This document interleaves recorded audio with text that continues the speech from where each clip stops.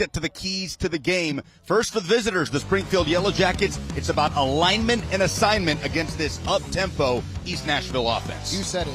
East Nashville's going to go up-tempo. They're going to get to the ball quick. Springfield's going to switch to 1 to 2 word play calls. Each player's going to have to verbalize and get off the field at any time. Ah!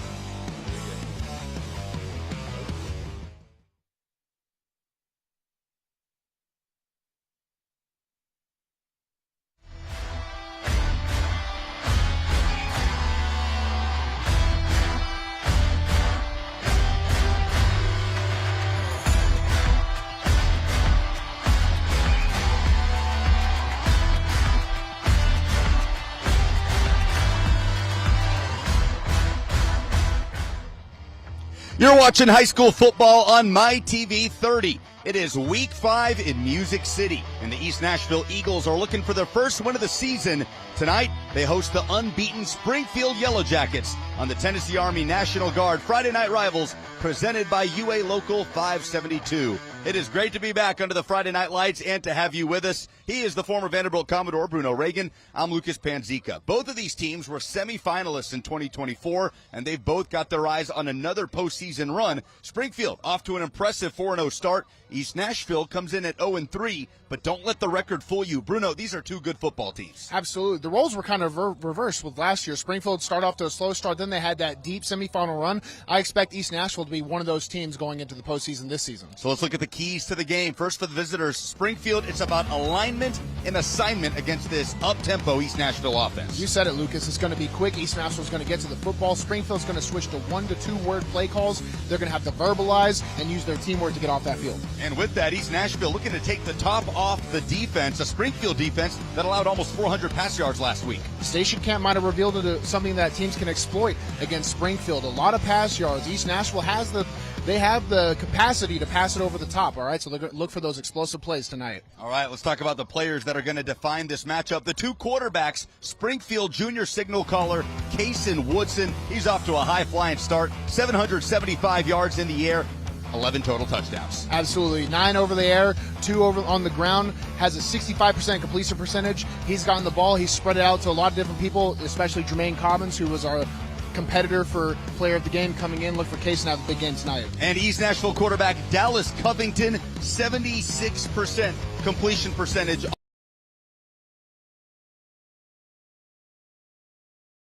East Nashville passing attack. It's going to be a fun ball game. Week 5 in Music City. But first, let's bring in the third member of our crew, Sammy Kincaid, for an injury update. Hey, Lucas, for the Bartram injury update, out tonight will be Keelan Chapman, a lineman for Springfield. He has a torn ACL, but Coach did tell me that he had surgery on Tuesday. It was very successful, and PT is already underway, so good news for them that is already underway. And switching over to the East Nashville side, also out with a torn ACL tonight is Keith Johnson, the starting running back. But East Nashville did get some good news. Tonight, Kenny Fuller Jr. will be back from an ankle injury, so that's really big news on the offensive side of the ball for them. But whenever we come back from break, we're going to have a lot more for you kickoff. Well, so stay tuned. We'll be right back right after this break.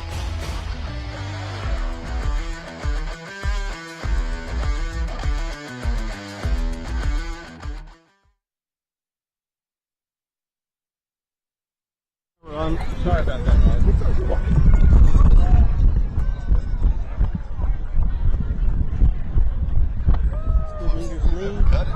Good sportsmanship. So that's what we good sportsmanship. Oh, no. Here's my coin. That's heads. That's tails. That's tails. That's heads. So will I just use What's this your mic call? tonight? Call is tails. If I drop it, I'll flip it again. Okay. It is a tails. So You've won the toss. I'll just, and You wanna both of receive. these coaches are super Which cool. I'll way just be would like, y'all like hey, to you kick? got to come to me. That way? Okay, put your backs down here, please. Put your backs over here. Springfield has won the toss and is elected to receive. Okay, guys, shake hands and have a good game.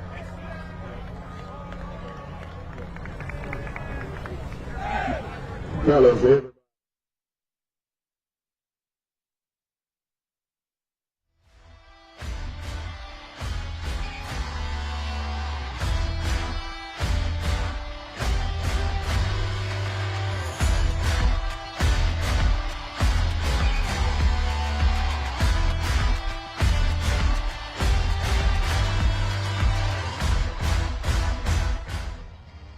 You're watching high school football on My TV 30. It is week 5 in Music City, and the East Nashville Eagles are looking for their first win of the season.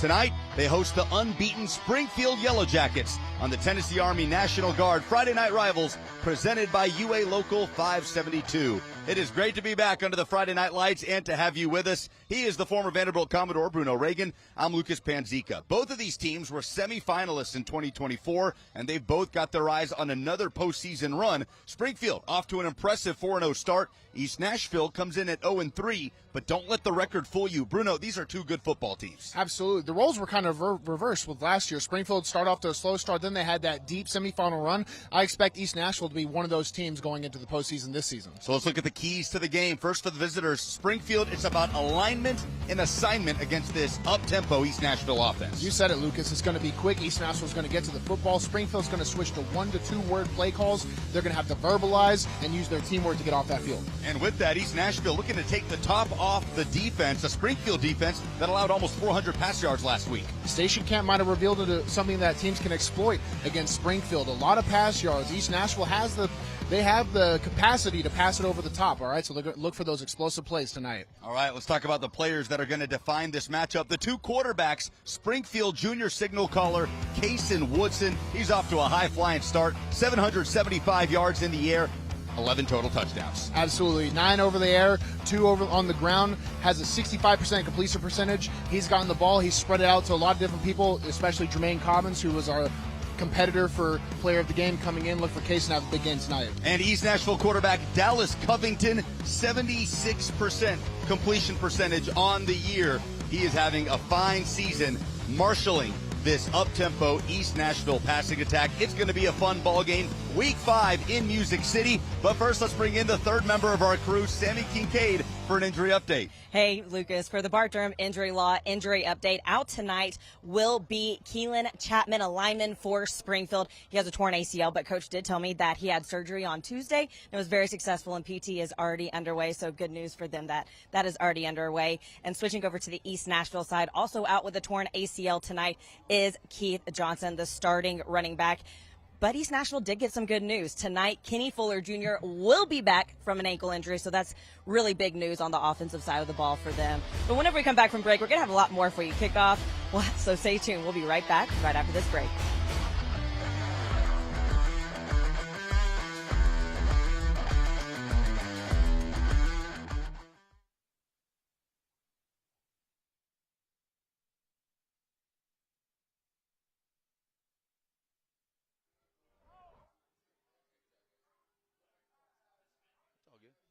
Like, could you imagine like trying to do that?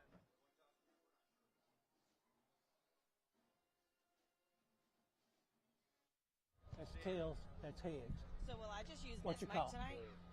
Call is tail. If I drop it, I'll flip it again. Okay. Tail. You want to call.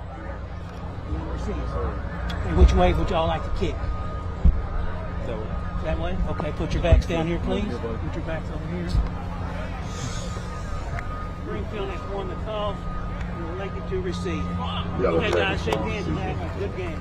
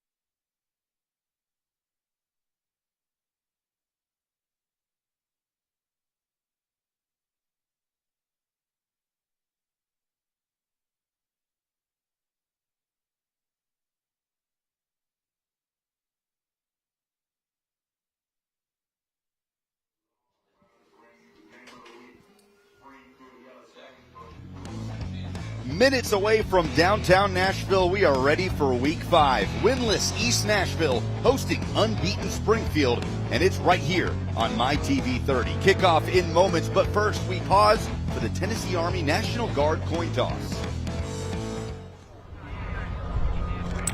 There's a tail on the call. You want to receive. Okay, which way would y'all like to kick? That way. That way? Okay, put your backs down here, please. Put your backs over here. Springfield has won the call. You're elected to receive. Okay, guys, shake hands and have a good game.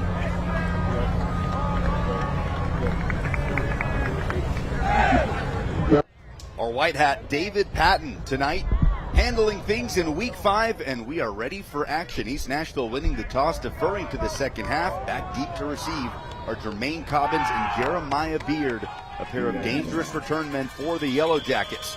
Weather is beautiful, and we are ready to roll for the first meeting between these two since 1974.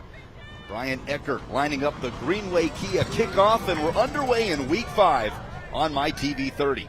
It will bounce out of bounds. Cobbin watches it roll. The flag flies, and it'll be good starting field position for the Springfield Yellow Jackets. Lucas Panzica, Bruno Reagan with you in the booth. Sammy Kincaid down on the sidelines, and we're going to get to see an early look at this Springfield offense that put up 55 points a week ago in a Winover Station camp. Bruno, their most points in a game since the 2021 season. Off of that, a lot of rollout, a lot of play action. They have weapons off the edge. The offense is definitely strengthened. They're going to spot the football at the 35 after the kickoff went out of bounds, and junior quarterback Kason Woodson, who had a phenomenal night a week ago in that 55-35 victory, 316 pass yards, 4 touchdowns in the air, 1 on the ground, and he has much more of a comfortable command of this offense this season, and it has shown in his numbers. Springfield bunching it up on first down, and they're going to start off with Jaden Hurst in the backfield, and he is swarmed. East Nashville all over it. Springfield goes backwards on play number 1. A lot of backfield penetration. Springfield offensive line going to have to clean that one up. Take a look at the BMC Metalworks starting lineups. This Springfield offense averaging 33 points per game. But first we'll look at the East Nashville defense. Right in the middle, Nate Richardson at linebacker, Chauncey Anthony, number 23, a big leader for this team, but they really rely on those 2 defensive linemen, Terry Bowden and Devin Phillips, as the anchors for this defense that has forced a 2-yard loss to start. A drop ball on the right flat. Jeremiah Beard can't hang on. Kason Woodson incomplete on his first attempt of the day, and it brings up 3rd and long for Springfield.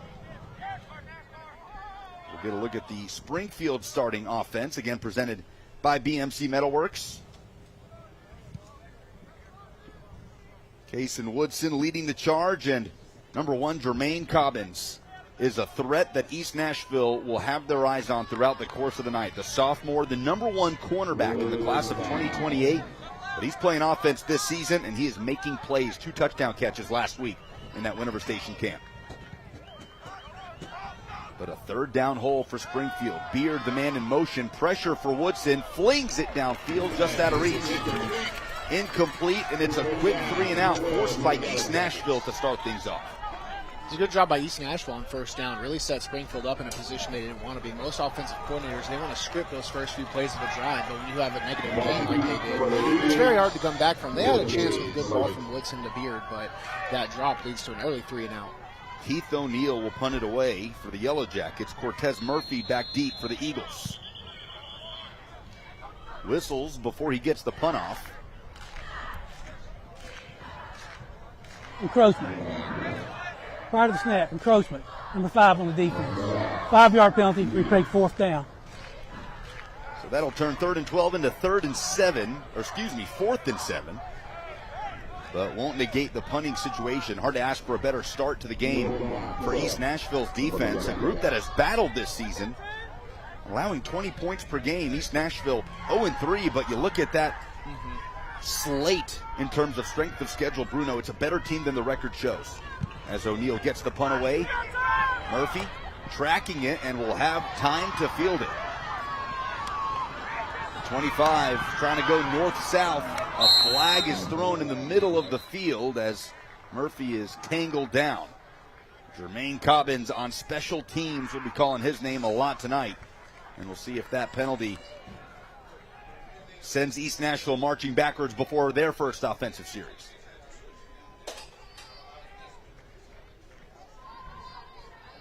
No foul, no foul. So 1st and 10 for the East Nashville Eagles and junior quarterback Dallas Covington. An 0-3 start to the season, but he has been a bright spot. An all-Metro quarterback last year. Covington completing 76% of his passes for 3 touchdowns in the air, 2 touchdowns on the ground, and they have relied on him to operate this high-flying offense. Murphy in motion gets the carry. Able to juke a man in the backfield. Still on his feet, Cortez Murphy. Staying up, somehow Murphy able to get across the line of scrimmage and down. Might end up being no gain on the play. But Murphy dancing around in the backfield as we look at the East Nashville offense presented by BMC Metalworks. And you just saw him, number 14, has really emerged as a receiving threat for East Nashville this season, leads the team. And they need number 20, Jordan Van Leer, the running back, to step up as he fills in for the injured star, Keith Johnson. Man is down for East Nashville. It is left guard Tyler Pentecost, slow to get up and getting looked at. But how about the moves in the backfield from Cortez Murphy? Well, what you would tell Murphy in that position is, hey, don't run back away. But he almost got away with it. It looked like his forearm and the ball also hit the ground. I think he got away with a good one. They're able to get back to the original line of scrimmage. So it was a good job by the Springfield defense, even better job by Murphy to get those yards back. Pentecost will be up by his own power. Head coach Damian Harris looks on. 3rd season in charge. And he's had quite a lot of success, Bruno. 23-9 as the head coach. Made the 3A final in year 1, the 3A semifinal in year 2. Now East Nashville down in 2A. Like we said, off to an 0-3 start, but you look at Collierville, Antioch, and Beach. All 3 of those teams are having fine seasons in 2025. Yeah, 5A championship stable, 6A playoff teams. I mean, that's the way Damian Harris carries this team. They want the big dogs. And they want to go fast, and Springfield knows it. High snap for Covington. He rolls, lobs downfield just ahead of his intended target, Jared Osei-Bonsu, the junior. Springfield's defensive starters, presented by BMC Metalworks. That linebacking core, Wilson, Trusty, and Reynolds, all stepping up this season, replacing starters from last year, and all have held their own, leading that defense. Of course, Jermaine Cobbins, wearing number 1, the cornerback, will be critical for that Springfield defensive backfield against the high-flying East Nashville attack. 3rd and long for both teams to open things up. Covington might be able to get loose in the run game, and he scampers out of bounds. Looks like it's just enough. Unless a penalty is backing this up, which it seems like, it will negate a first down run by Dallas Covington. It looked like the right tackle there, number 71, Martin for East Nashville. Might have gotten a little too much of the jersey on the defensive end, which is unfortunate because it was good moves by Covington to get back and get ahead of the sticks. Yep, and they will walk the football back. You got it. Holding is the signal on the field from David Patton. They'll walk it back to the 17-yard line. And penalties already popping up. 3rd one of the night on East Nashville. When you have a quarterback that can get out of the pocket as a tackle, that's something you have to be aware of, right? Because you're constantly thinking coming in. Well, when they start to pull away and you have that inside grip, you can't restrict that movement. So that makes it 3rd and 19 for the Eagles. Covington going to launch it deep, looking for Osei-Bonsu again. There's contact. There will be no flag. Protest from the East Nashville sideline. Incomplete is the ruling. It'll bring up 4th down in a punting situation. Yep, that one went into double coverage. And personally, Lucas, I think it was the right call. It looked like everyone was playing the football, and the collision just sort of happened on what would have been the point of attack. It's one of those, throw out flare balls, and we'll get a better look right here. So if it was upper body contact, but when the feet get laced, typically it comes down to a ref's decision. Hey, if the ref says it's not called. It's not called. I can see if you're an East Nashville fan or player, you want that one. So Brian Eckert will be sent out to punt it away, and 3 and outs. Opening up each offensive series here in the first quarter in week 5. Cobbins and Beard are back deep.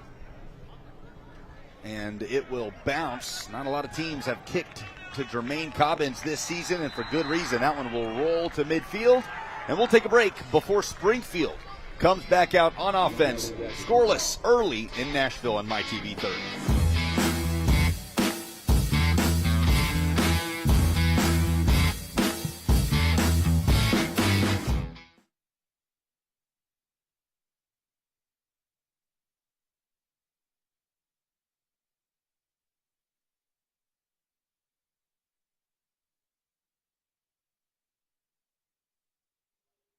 No, she's there.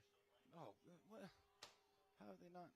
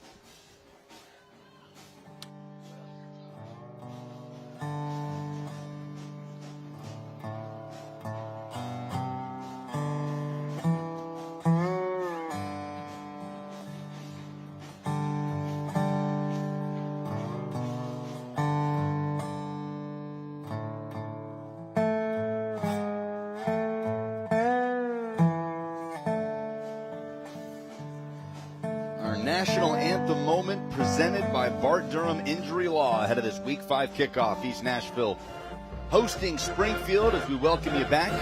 The Tennessee Army National Guard Friday Night Rivals presented by UA Local 572 on MyTV 30. Panzika Bruno Reagan with you in the booth. Sammy Kincaid on the sideline. We will hear from her soon. And a slow start for both offenses. Springfield got the football first, 3 and out and punt. East Nashville doing the same.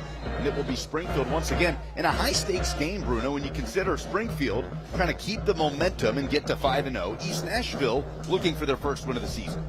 Yeah, East Nashville, it's a team that, and we talk about Coach Harris and all he does, it looks like they're a team that knows that they're at that level, right? There's not a lot of panic. I don't see that. Still a lot of swagger from them in their warm-ups, the way they prepare. So I'm expecting one of our best games of the season so far coming against us tonight. And Springfield knowing that, too. Watching East Nashville on tape all week. They haven't even mentioned that 0-3 record on the Eagles sideline. But it's good starting field position for Kason Woodson in this Yellow Jacket offense in plus territory.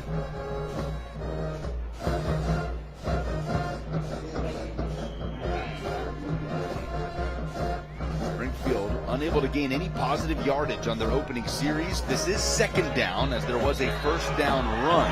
And a flag on the first target for Jermaine Cobbins. Looks like it'll give the Yellow Jackets a free first down.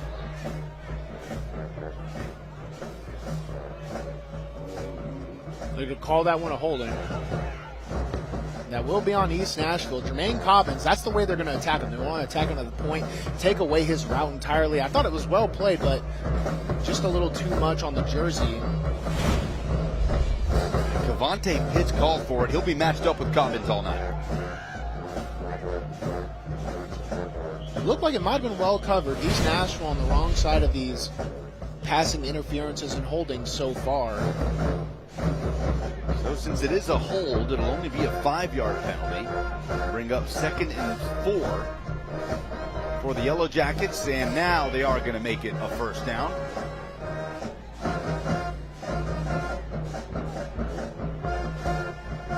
And they'll move it up 10 yards. 1st and 10. Head coach Dustin Wilson in year 14 at his alma mater looking on. Faking the give, running up the middle is Kason Woodson, and he plows forward on a good first down run. 5'10", 188 pounds, but he can run the football, averaging almost 7 yards per carry this season. Multi-sport athlete, baseball, gotten some good wrestling experience into. There's head coach Dustin Wilson. Watching his offense march down the field, the strength of his team so far this season. Averaging 33 points per game. Dustin Wilson looking to make it 12 straight years, taking Springfield High School to the postseason last year, all the way to the 5A semifinals, and now doing it in 4A in 2025. They will keep it on the ground here with the hole up the middle is Hurst. He spins across the 25 and is down. It is a BMC Metalworks first down for the senior back, Jaden Hurst.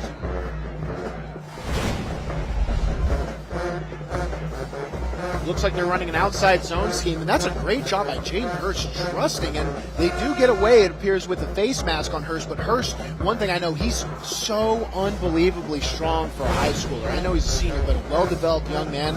He trusts his coaching, too. The way he hit that outside zone from the tackle to the inside guard, just totally followed his path, followed his blockers. Springfield's now threatening the red zone. 11-yard gain by Hurst on the play action. Man open over the middle and strolling in Bryce Baldwin. How about that for his first catch of the season? A touchdown for the junior, and Springfield on take 2. Its second offensive series marches down and scores. Bryce Baldwin, a former quarterback turned tight end. He's a large young man, and listen, he's also on the wrestling team, so I've gotten to work with him a little bit. I never would have thought he had hands, and everyone's like, no, Bryce Baldwin has hands. So an impressive catch by a young man up the middle, wide open. It's hard to cover those tight end mismatches across that zone. A South College touchdown. South College, where dreams find direction. Extra point is up and in from Giovanni Colmenares, the freshman. And Springfield has taken the first lead of the night here in Week 5. Bryce Baldwin wide open, in for 6.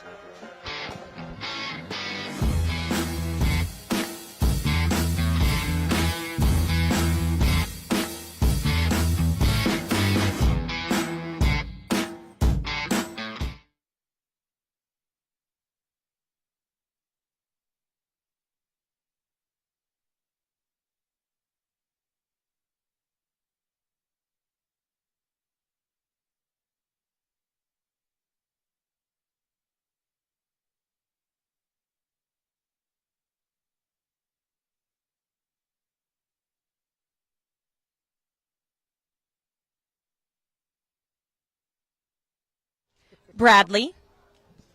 You're welcome. Uh-oh. Sergeant First Class.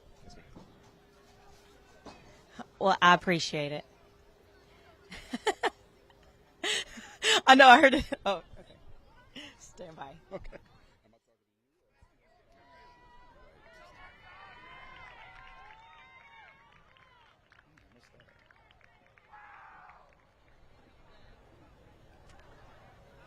Welcome back to East Nashville. Well, they're currently hosting Springfield, and Springfield's up 6-0. And I am joined by Sergeant First Class Bradley Toaster. And thank you so much for your service, first of all, and thank you also for joining me tonight. And can you tell me, how is the Tennessee Army National Guard different from other military branches? So basically, the Tennessee Army National Guard is a reserve component of the active Army. So we get to do the best of both worlds. So we're not only in the military, but we're also active in our communities here.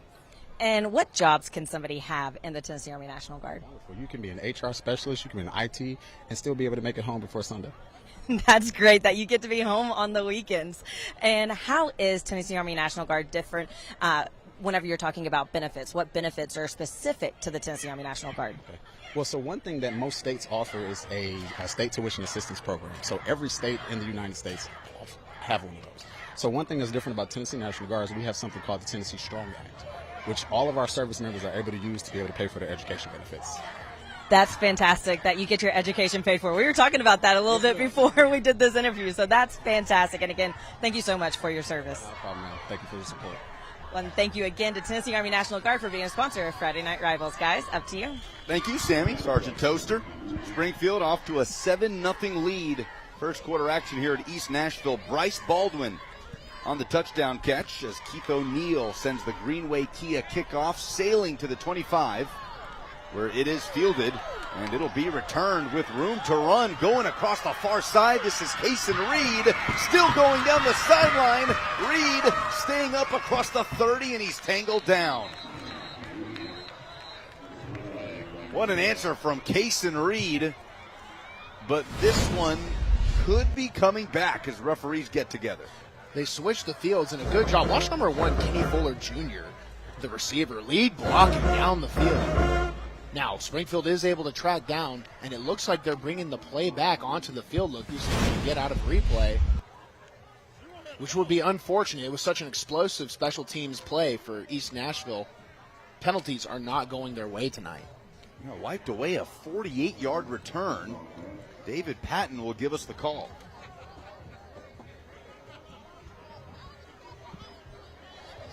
Blindside block, number 0. 15 yards in the previous spot.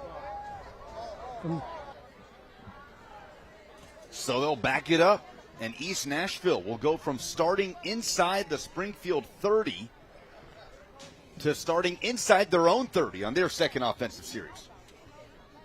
Some adversity to be overcome early for East Nashville. They walk it back. They do have an explosive offense. Remember, our key for East Nashville coming in is to take it off the top. Station Camp putting up over 400 yards on this Springfield defense over the air. East Nashville has the potential to do that, but the earlier start would be better before this gets out of hand.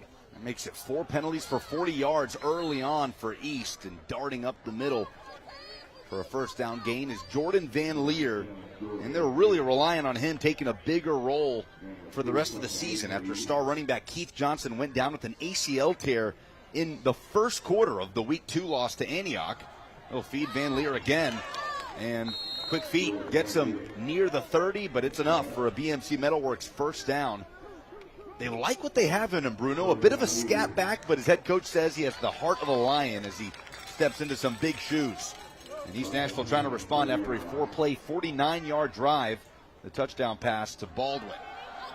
And they're going to platoon here. Kenny Fuller, the senior wide receiver that they're trying out at running back here, scampers forward, pick up 5.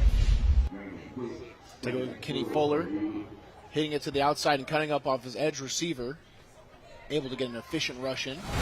We're really seeing this up-tempo offense go to work. Kenny Fuller, again, approaching midfield, hits a wall and is driven back by Beard, but it's another first down run. And East Nashville now putting it on the ground and marching near Springfield territory. Yep, they're really relying on the run game to get their offense started, but it's at this point where the defense gets a little tired, starts responding to the rush. That's where they're going to start, trying to take it off the top. They'll go back to Van Leer here. Nice hole as he gets across midfield. And that first offensive series, we really saw East Nashville trying to go over the top. Penalties held them back, forced to punt after a 3-and-out. And now settling back into this run game, which you see so often with these up-tempo offenses, taking advantage of those light boxes with the run. And all they've done is run the football on this drive, but that time it is smothered with an excellent defensive play by Ethan Wells, the senior. Ethan Wells was getting a little caught up early in this drive by the potential options. Now he just blows up the backfield on the handoff, and it might stall this drive for East Nashville, setting up a 3rd and long. Needing 9 yards for the first down.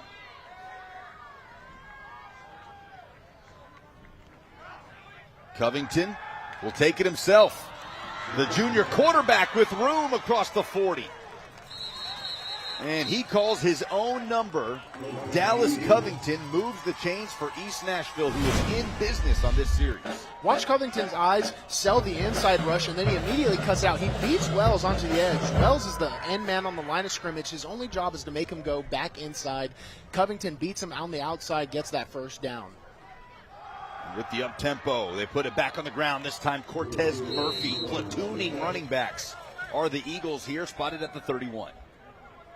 East Nashville's tempo is starting to take its toll on the Springfield defense, and this is only halfway through the first quarter as we get a look at Murphy, who's done a great job so far. That was a quick 7-yard gain, and they're going to keep coming at him here with Kenny Fuller bouncing it outside. Fuller across the 20 and into the red zone. The speedy senior with offers from Western Kentucky, Memphis, Troy, among others. Part of this rotation of backs here tonight. We see Kenny Fuller. They're doing a good job of attacking the inside, and then they put their foot in the ground and they hit that out. East Nashville setting up a little less tempo as they get into the red zone. Yeah, slowing things down here just a bit. But a timeout on the field with 4:18 on the clock. We've got a styrofoam football on the field. Kids playing on the sideline, a staple of high school football sometimes. Has to happen. Yes. Worth the mini stoppage. Not to be a back in my day guy, but I swear we were hitting each other like we were prime Luke Kuechly out there. 1st and 10. Springfield on a roll. Covington, though, keeps it himself and is thrown down in the backfield. Responding well is defensive lineman Cooper Dossett there, the senior. Great job by Cooper Dossett, rotating in on that defensive end position. Watch him move up the field and just attack the point. It's a great read by Dossett on Covington, taking it up the middle. That's where they've been attacking it so far. Covington wants to throw, might have to run, and he will. Springfield gathering around the junior quarterback. He's brought down at the 15, and it brings up 3rd and 9. With these up-tempo offenses, how much harder does that get when you get into the low red zone? Well, it shouldn't get too much harder unless you're relying on the inside run the way East Nashville is. East Nashville's having a lot of success. You mentioned earlier that it's relaxing the box. Now that they're in the red zone, it's tightening them up. Usually you'll have a pass threat that you can exploit on the edge, or maybe the linebackers are put up. But East Nashville has just shown that they're relying on the run until they can beat them over the air. This red zone will be an issue. Covington 1 for 3 to start the game on the play action. Under pressure, he's flushed, he throws, intercepted in the end zone. Label across the 30, and Springfield snatches it back. East Nashville's drive comes up short in the red zone. The sophomore. And his coaching staff is really excited about this young player, and he picks up an interception to hand the ball back to his offense. We mentioned they have to get the passing game going with this spread offense, and watch Lavella as he just takes it. He's tracking Covington's eyes, and he gets a good pressure in the backfield too by Springfield, but Lavella opts to take it out, and it works out in the defensive favor. Yep, it is a nice return, getting past the 30. Big time play after East Nashville overcoming some early adversity on those penalties. A long return that gets called back. They'd march all the way down the field, and that's the answer you want to see if you're Coach Wilson for this Springfield defense. Yeah, great job by the sophomore, making sure he picked up more yards than they would have if he had just gone down for a touchback. So Springfield, after marching 4 plays, 49 yards for a touchdown in their last series, will hand it to Cobbins in motion as he spins across the 35-yard line.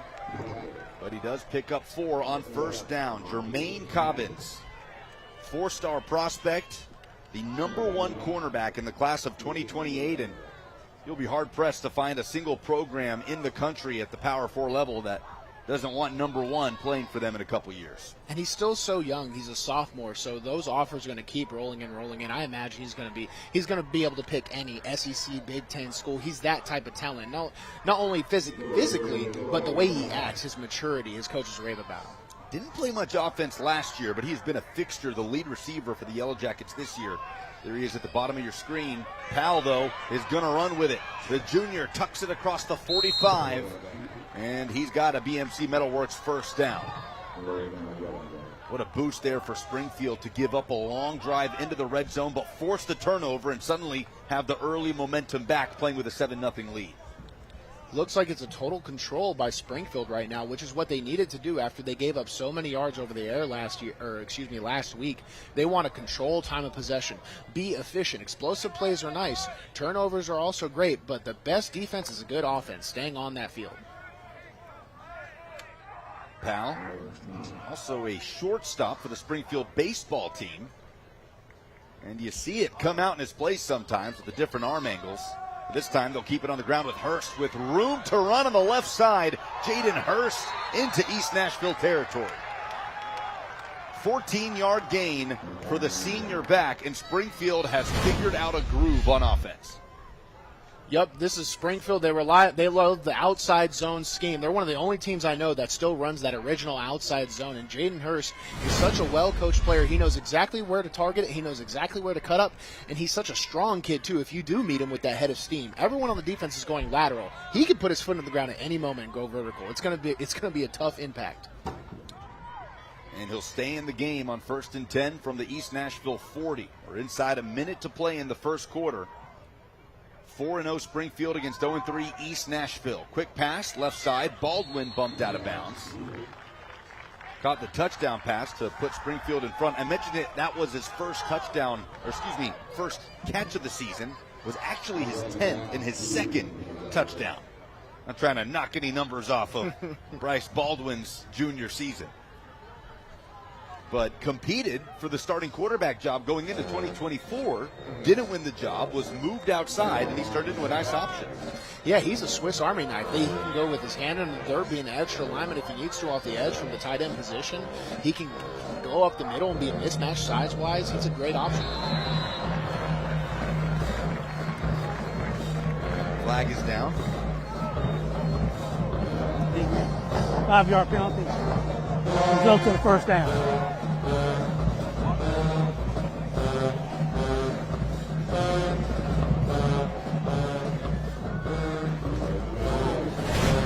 Penalties an issue so far for East Nashville. Springfield coming out with a little bit of a stop. So they get the hard count. And what that does is when they do inevitably pass the ball or they rush the ball, they have to sit on their heels just a little bit longer and not blow up the cadence. But a good stop by East Nashville there.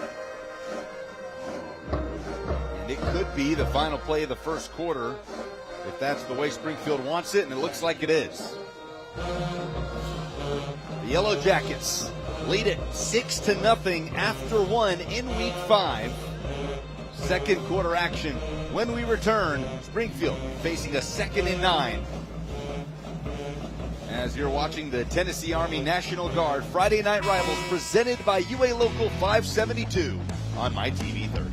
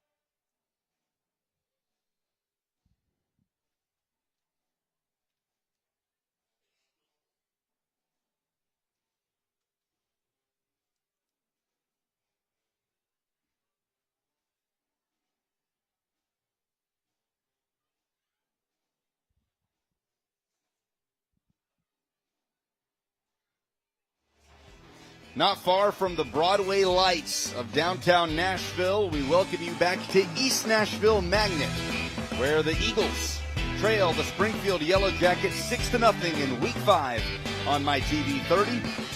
As we get you ready for second quarter action, we remind you to stay tuned. The United States Navy halftime report will highlight this week's Sonic Scholar athletes, have participating school administrator interviews, plus highlights from here and across the nation, and much more. The United States Navy, forged by the sea. Springfield looking to add to their 6-0 lead after intercepting East Nashville in the end zone. The Eagles had put together a nice drive getting inside the red zone, but the interception from Level gave it back to the Yellow Jackets, and offensively, here they are deep into East Nashville territory. Junior quarterback Kason Woodson airs it out, looking for Cobbins. Incomplete, broken up. He's going to be demanding a lot of attention tonight. That time, Kason Reed wearing 0 in on the stop along with Cavante Pitts. Good job at Reed and Pitts both to attack the football, not let Cobbins draw that penalty. Cobbins getting up, he gets a hand on the football, and that might have just saved it being a potential turnover again in that same red zone. Good job by East Nashville forcing a 3rd and 9. Cobbins, a cornerback by trade, pulling out some of those defensive back skills to make sure it's 3rd down and not an interception. They'll hand off on 3rd and 9, and no room to run for Hurst. That will spot it on the 24-yard line.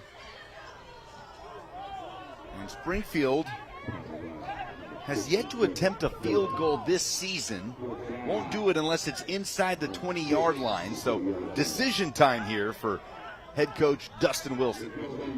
Probably see a timeout. Maybe we'll see if they show a formation, watch how East lines up into it, and then decide what we want to do on 4th down here.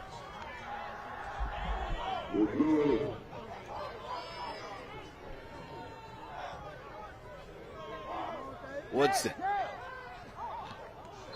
with Cobbins in motion. There is the timeout.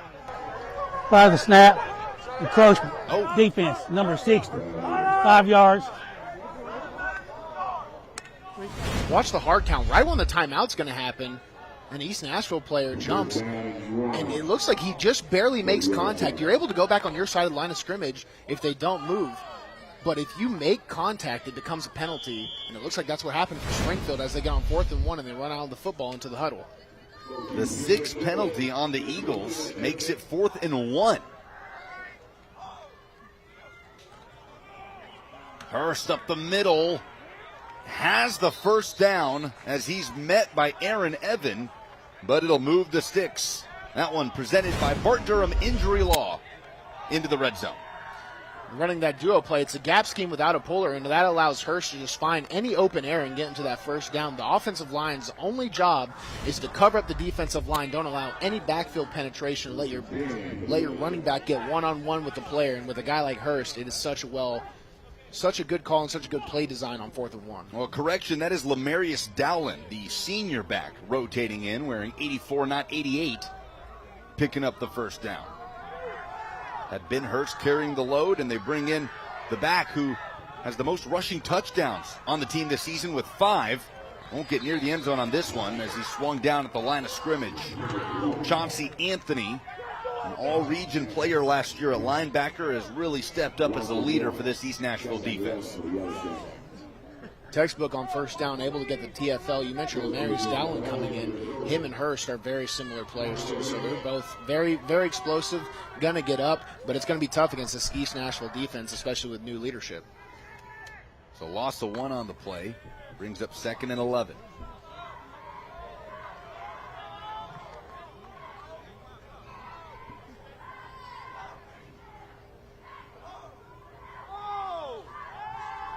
Woodson with the pocket, lobs it out to the sideline, and it's incomplete.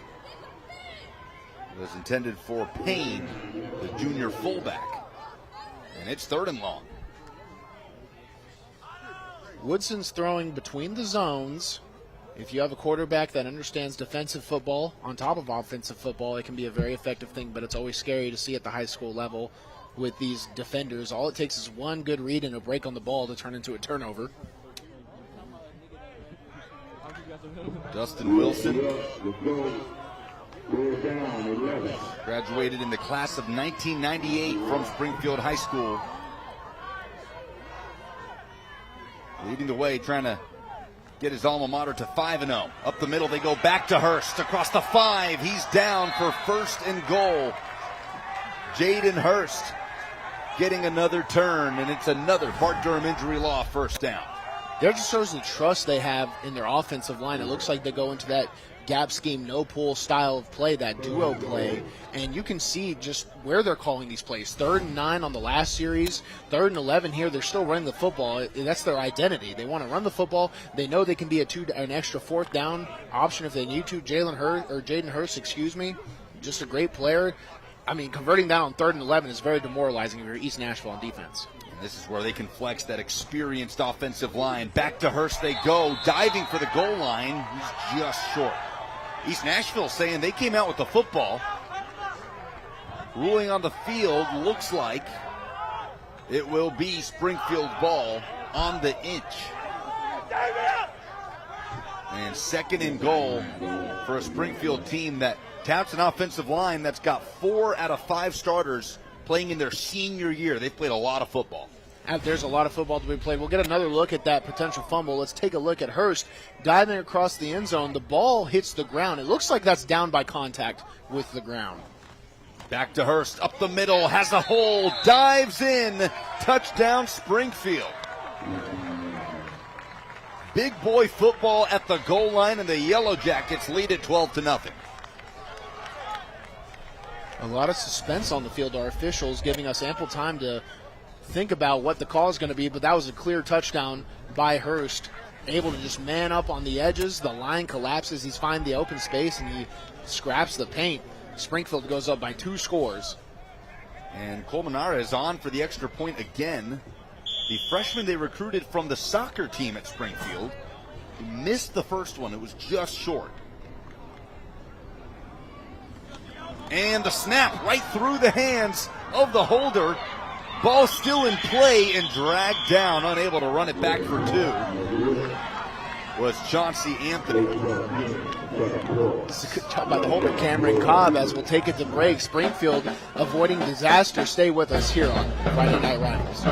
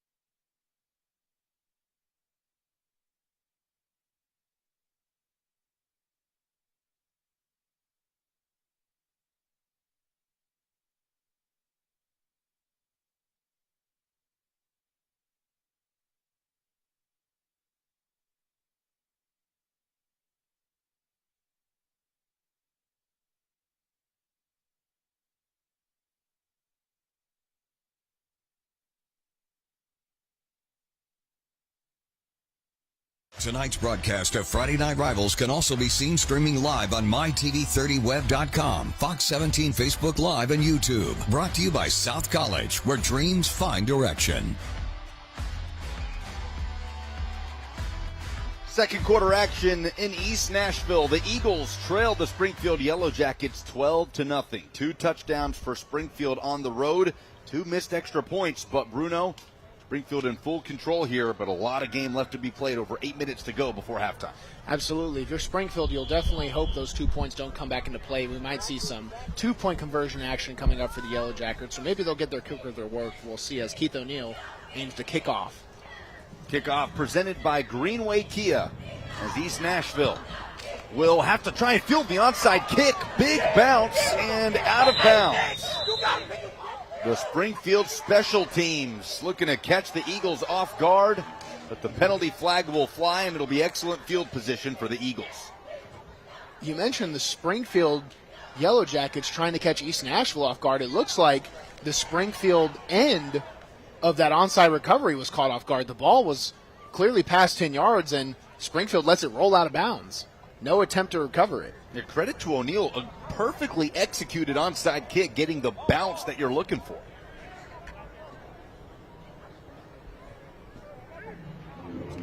They'll pick up the flag, and I guess rule somebody recovered it.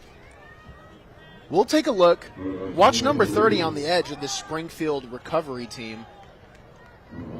Avoids the football, waiting for it to go 10, but allows it to roll out of bounds And then they're picking up the flag. They're saying because of the onside kick, there is no flag. It'll just be spotted at that 40.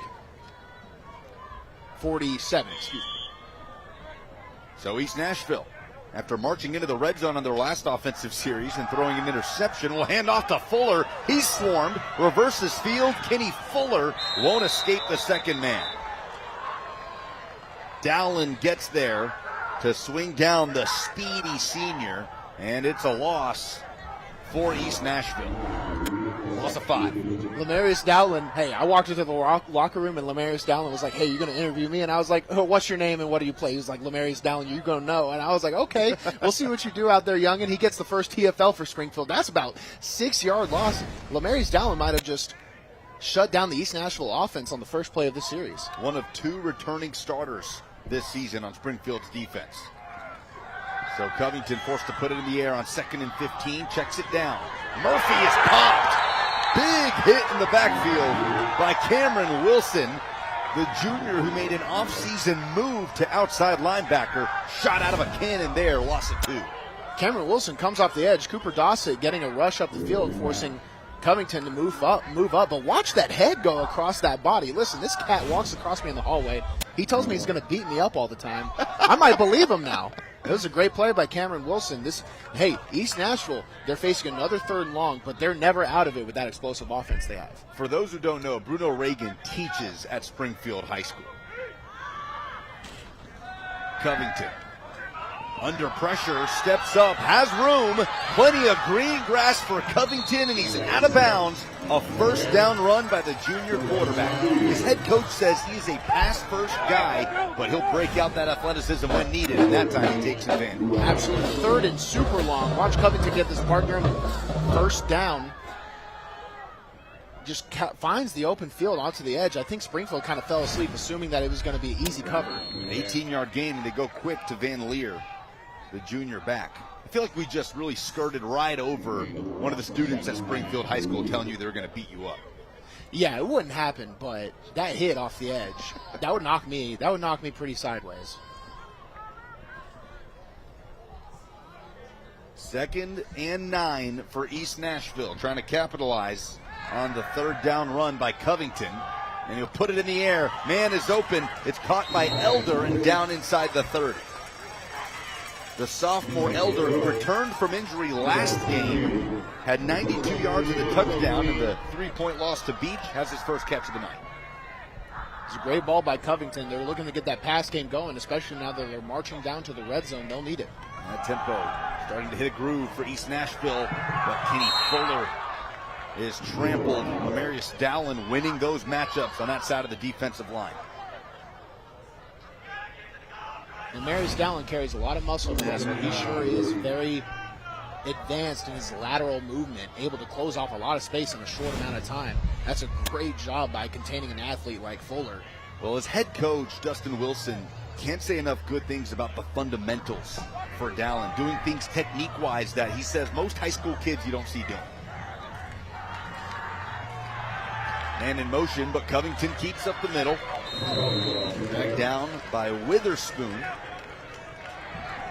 And here's another 3rd down for East Nashville. He's figured out how to move the football, but just trying to make it end with points, something that they've struggled with all season. Damian Harris telling us this week, red zone offense has been a big point of emphasis all year for the Eagles. 3rd and short, early movement. And that could be the first penalty called against Springfield tonight. Part of the snap, encroachment on the defensive line. 5-yard penalty. Results in a first down. And you can tell. So take a look at this. It looks like Springfield's trying to dial up maybe a pressure. Yup, you'll see Cooper Dossett. He wants to go inside. He's just really eager. They get that preset call. And that's where the tempo kind of takes it out of you. Well, hand off again to Fuller Jr. Wrapped up. Barrett Reynolds, the junior linebacker. Braden Trusty also swinging in from the will position. Watch 23 just cuts off the backside of that puller. That is a great job. And against any gap scheme or any pull scheme, counter scheme, you want to shave the backside of the puller, and that'll lead you right to the running back. A great read and a great call by Coach Wilson and Trusty. It's a linebacking core that had to replace 4 big-time players for Springfield that helped on that run to the semifinal last year. Those guys stepping up here tonight, but East Nashville knocking on the door again. This is 2nd and 12.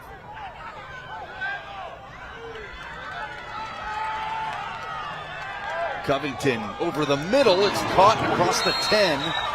And Cortez Murphy has the completion. And it looks like it'll be just short. It'll set up 3rd and 1 for East Nashville. And they're going to go quick. Fuller again. No, Covington pulls it, but he is popped. Dropped for a loss. Dowling again. And it's 4th down for the Eagles. It seems like East Nashville really wants to attack that right hash, but Dowling's just been so good on the edge. East Nashville this series has done well over the middle, on the air, and on the ground. They haven't attacked the left side of the field yet, but I would run away from number 84 at this point. 2 TFLs on this series and 1 tackle at the line of scrimmage. Still, East Nashville knocking on the door and a lot of downs to work with. They're going here, and a timeout is called by East Nashville. First one of the game, they're going to talk about it. Big 4th down upcoming for the Eagles at home, trying to snap out of an 0-3 start to the season. We'll be right back with 4th down on MyTV 30.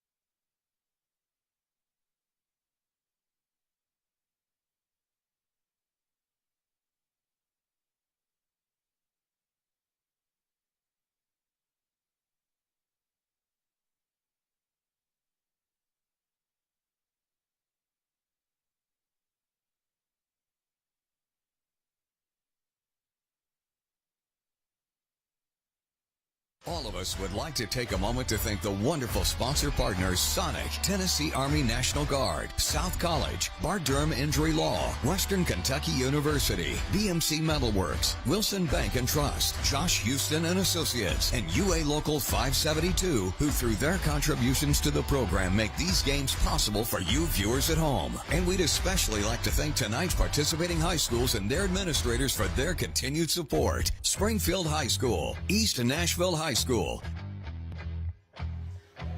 And it's Springfield with a 12-0 lead here in Week 5. We welcome you back to MyTV 30. Lucas Panzica, Bruno Reagan with you in the booth. Sammy Kincaid on the sideline. Second quarter action, but don't go anywhere. During the 4th quarter of tonight's matchup, we'll highlight the school bus stop of the game. Law in every state requires drivers to always stop for a school bus when the stop arm is out and the red lights are flashing. Brought to you by ITSA. 4th down for East Nashville, trying to capitalize on another long drive into the red zone. The last one ended in an interception in the end zone. Junior quarterback Dallas Covington.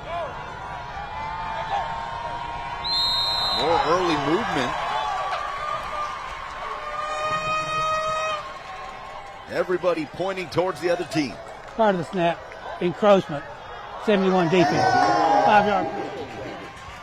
That's the second encroachment penalty on this drive, Bruno, to give East Nashville a free first down. So you saw that there was an East Nashville player on the edge, the right tackle that jumped. The defensive line came into the neutral zone, and that forced that movement. That is a defensive, you see right there on the left side of your screen, it looks like number 84. That's down. He's doing such a good job on this series, but he does draw the penalty.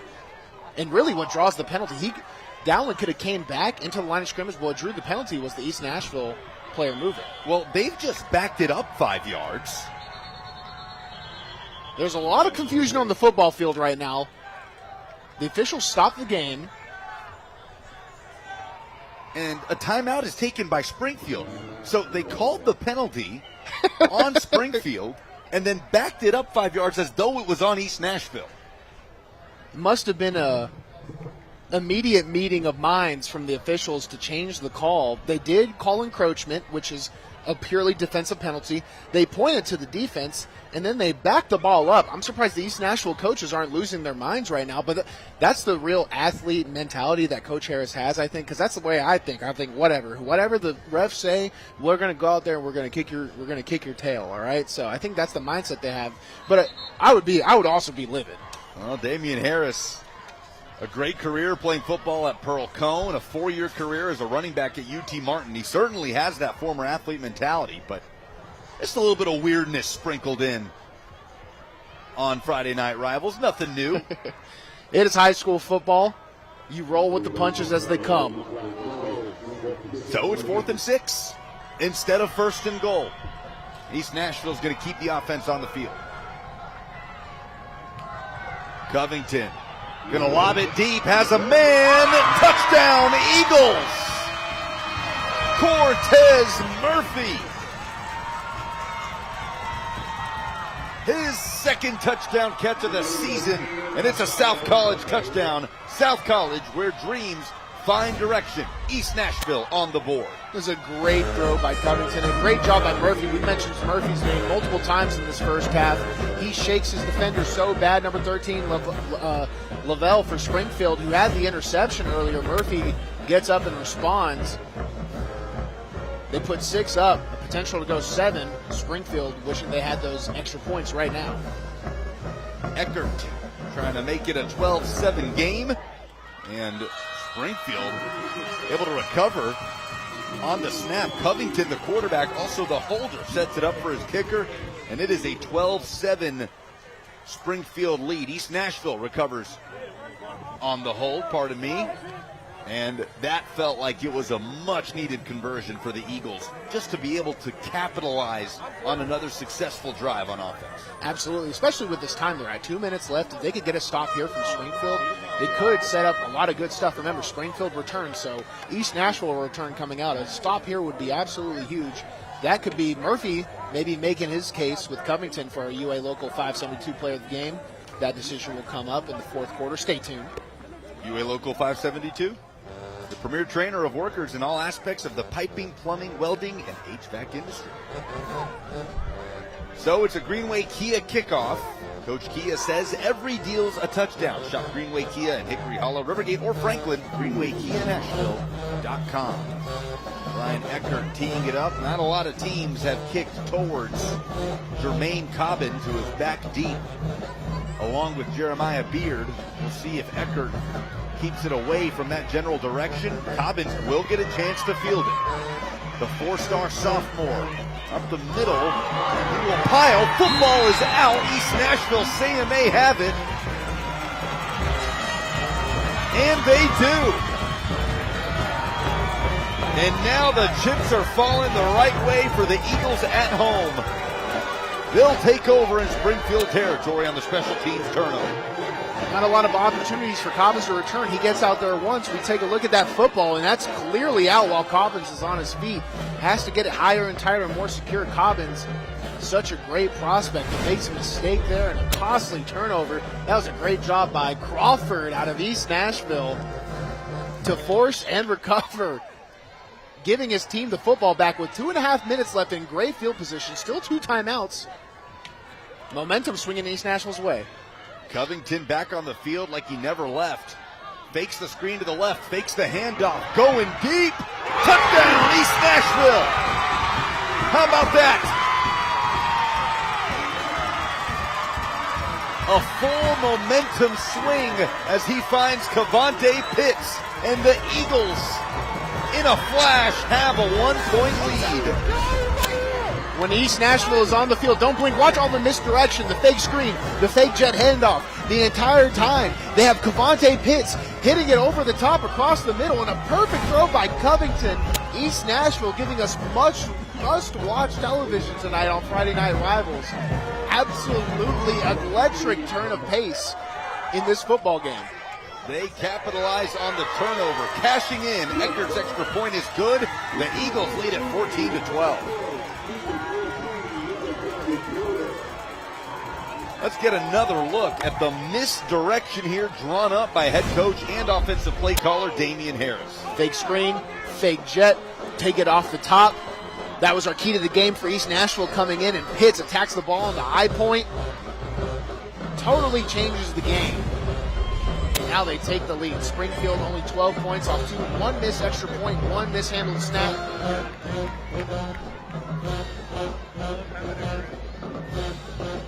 2:23 to go. A one-play drive right out of the sudden change. Devontae Pitts brings down the 50-50 ball. First touchdown catch of the season for Pitts, the junior. And Brian Eckert will tee up another Greenway Kia kickoff.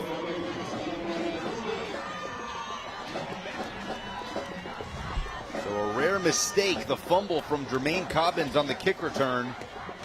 Number 1 in white gives East Nashville the opportunity, and Eckert will kick in that direction again. This time Beard will field it.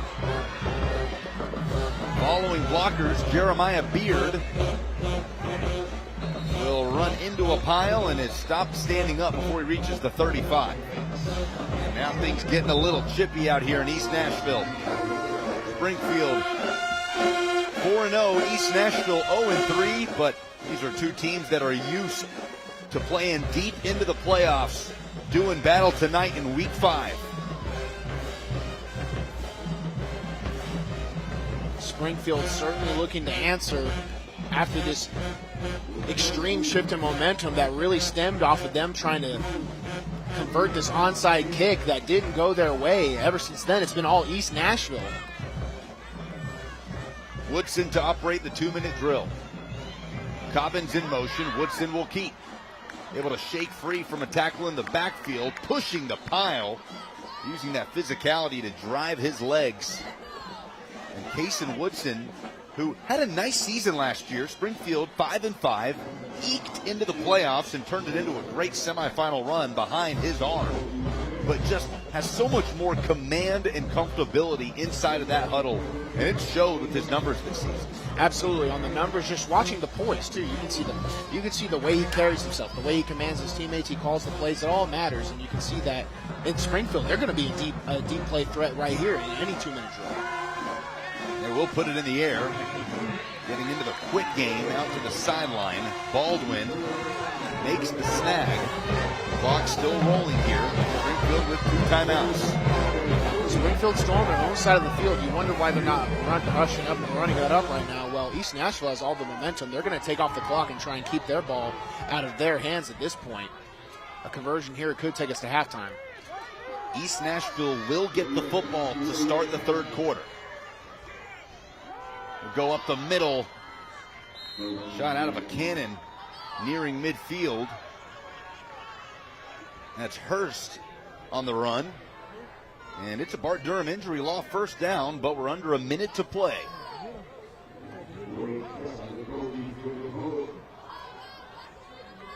Dustin Wilson standing in close vicinity, preparing to use one of his 2 timeouts as we approach the 30-second mark here. On play action, Woodson escaping pressure is going to run again, and this time he will stop the clock. As long as you have those 2 timeouts, 30 seconds can feel like an eternity, especially if you want to trust it over the air. At this point, Springfield might take some deeper shots, maybe 20 or 30 yards, see if they can get it within range for Woodson to take an end zone shot going into the halftime. We do have some kicker warm-ups going on the Springfield sideline. See number 19, Keith O'Neill. He handles field goals, although Springfield, I think we mentioned earlier, won't attempt one unless it's really an extra point range. 46 yards from the end zone. The Springfield Yellow Jackets with under 30 seconds to work with.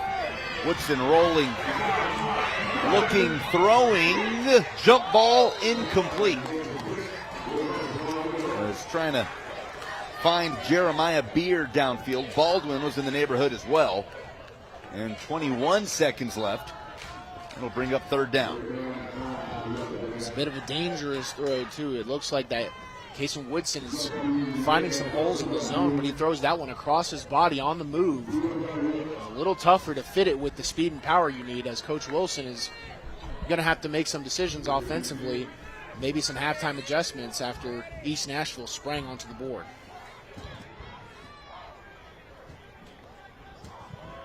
They'll keep it on the ground. Hurst, left side across the 40, out of bounds, and with 13 ticks left on the second quarter clock, they were able to get it stopped and see if they can draw up some place to the end zone here.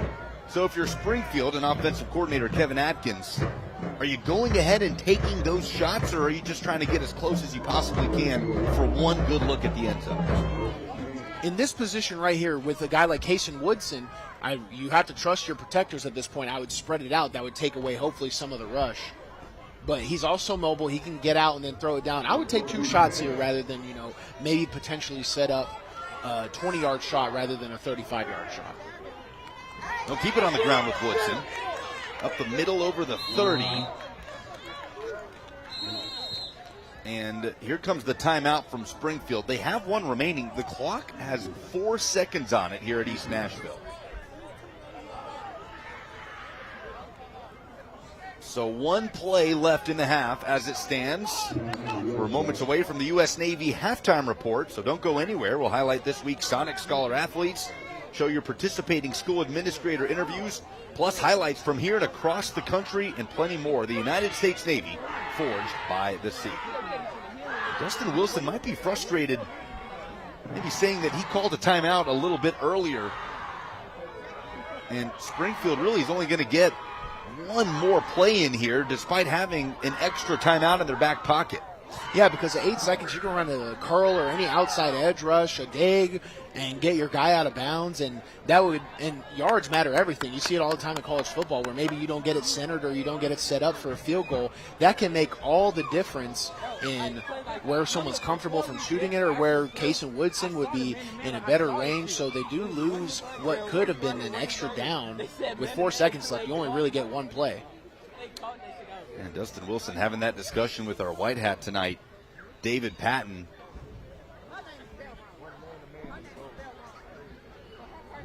But either way, they'll have 1 shot to the end zone.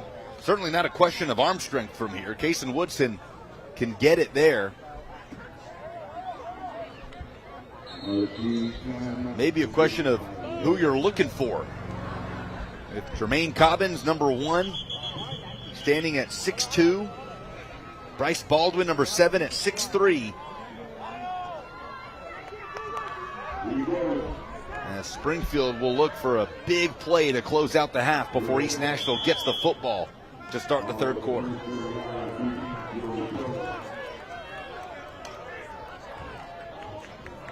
East Nashville with 2 timeouts as well. They won't use one. Woodson hesitates, throws it up. Baldwin's there, and it's out of bounds and incomplete. And that brings us to the end of the half with East Nashville storming back from down 12-0. It was touchdown, turnover, touchdown for East Nashville to build this 2-point lead. And we'll hear from head coach Damian Harris very shortly alongside Sammy Kincaid down on the field. And the third-year head coach has got to be happy with the way his team has responded. So much adversity early on in the year for the Eagles, an 0-3 start, an injury to their star running back in week 2. But they are hanging in and fighting against an undefeated Springfield team here in week 5. Let's go down to the field. Sammy Kincaid alongside Damian Harris. Coach, what a wild way. We were just saying a wild way to end that first half. What really changed? It was like a light switch flipped. Well, defensively, we still got to pick it up. We're not tackling. We got to make sure we hold on to the ball. Luckily, we got a fumble, and we took a shot, and it worked.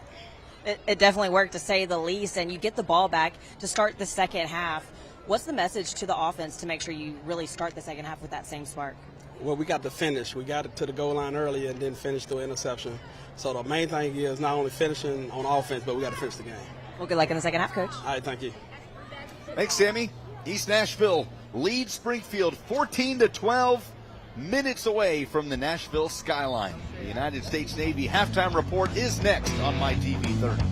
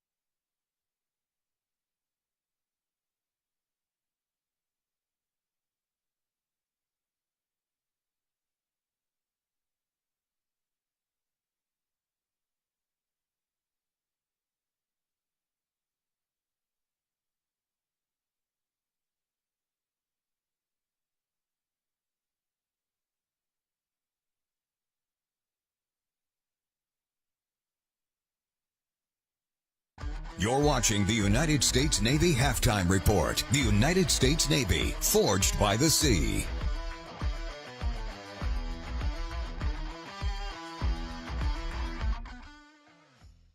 We're proud to present the Sonic Scholar Athlete of the Week. This week's Scholar Athletes are Ethan Wells from Springfield High School and Tyler Pentecost from East Nashville High School. Ethan has a 3.875 GPA, has been a member of the football team all 4 years, and has received all A's in his dual enrollment classes. Tyler has been awarded an academic scholarship to the University of New Mexico, secured a starting position in his first year of playing high school football, and is a member of the National Honor Society. These All-Stars are now entered to win a $10,000 scholarship at the end of the season. Congratulations to our Sonic Athletes of the Week. Live free, eat Sonic.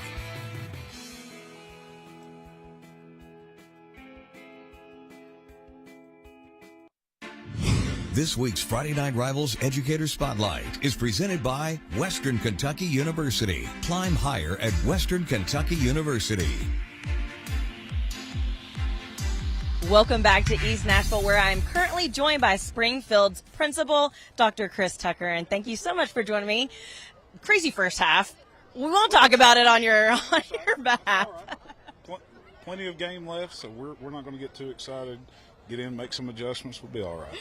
You have a lot to celebrate, though, at Springfield right now. 126 years of history. That's a lot of history. It is. We're really excited to celebrate the 126th year, and that includes a lot of tradition, history, and we just celebrated with our class of 2025 Springfield High School Athletic Hall of Fame. We just inducted them. We're really excited to be named a finalist for a third year in a row, Best Public High School in Robertson County by Robertson County voters, and we're super proud of that because that is our community support. As you can tell, they come out, they pack the stands at our athletic events, and they support our kids, and so we've got a lot of good things going at Springfield. Yeah, also named a level 5 for your school growth, right? Yeah, so first time in school history, and we really have a lot of momentum going with that in terms of our teachers are super proud to be working hard in the classroom and focusing on ACT as well as, again, you know, the state of Tennessee's designation, the highest level of growth. It's a lot of work to get there, and credit all the teachers at Springfield High School, 80 hard-working teachers that are working every day to help students succeed. And they're also working really hard to grow your technology program. Can you tell me about that one? Yeah, absolutely. So our career technical education programs, we have over 20 programs of study that we are super proud of. We've recently brought online HVAC program that is taught by someone that worked in the industry for years. We have an attorney working in criminal justice. I have two folks that worked in health science careers, a licensed chiropractor teaching kids, anatomy and physiology. We're really about trying to bring people from the workforce to give kids tangible experience. We have our very own Bruno Reagan that's out there somewhere teaching audio and visual. We brought that program online a couple of years ago, and Bruno's doing a great job. We've got our green screen set up, our studio, and hopefully we have you all out one time soon here to break that program in. We're continuing to grow that program, and so trying to give kids really tangible experiences in and around all the math and history and the typical stuff to springboard into careers. So really good stuff. I'm glad you gave Bruno a shout out. He does such a great job with us, so I'm sure he does a great job with you guys too. And something that's really special for you guys is the Coach Boy Smith Scholarship Foundation. Can you tell me about that? Absolutely. Coach Smith was a legendary coach in Springfield history that coached for a span of 40-plus years, had several undefeated seasons, broke a lot of records and set a lot of records, and we are incredibly proud of his history and legacy. And so a foundation was set up to offer an athletic scholarship each year to a Springfield High School senior athlete, and we continue to do that each year toward the end of the year, and we have an incredible amount of community support. A lot of Coach Smith's former players are part of that foundation and come back every year to support Springfield High School athletes, and so we continue to encourage folks to participate, to donate. We have a website, and we're really proud of that and proud of his legacy, because he believed in fair play, sportsmanship, character, integrity, and it's certainly something we still continue to try to carry throughout our programs now. That's fantastic and so special for that senior that is awarded that. And thank you, Dr. Tucker, for joining me for this halftime report. And thank you to Western Kentucky for sponsoring this Educator Spotlight. Whenever we come back from break, we're going to have a lot more for you. Stats, highlights. Stick with us. We'll be right back.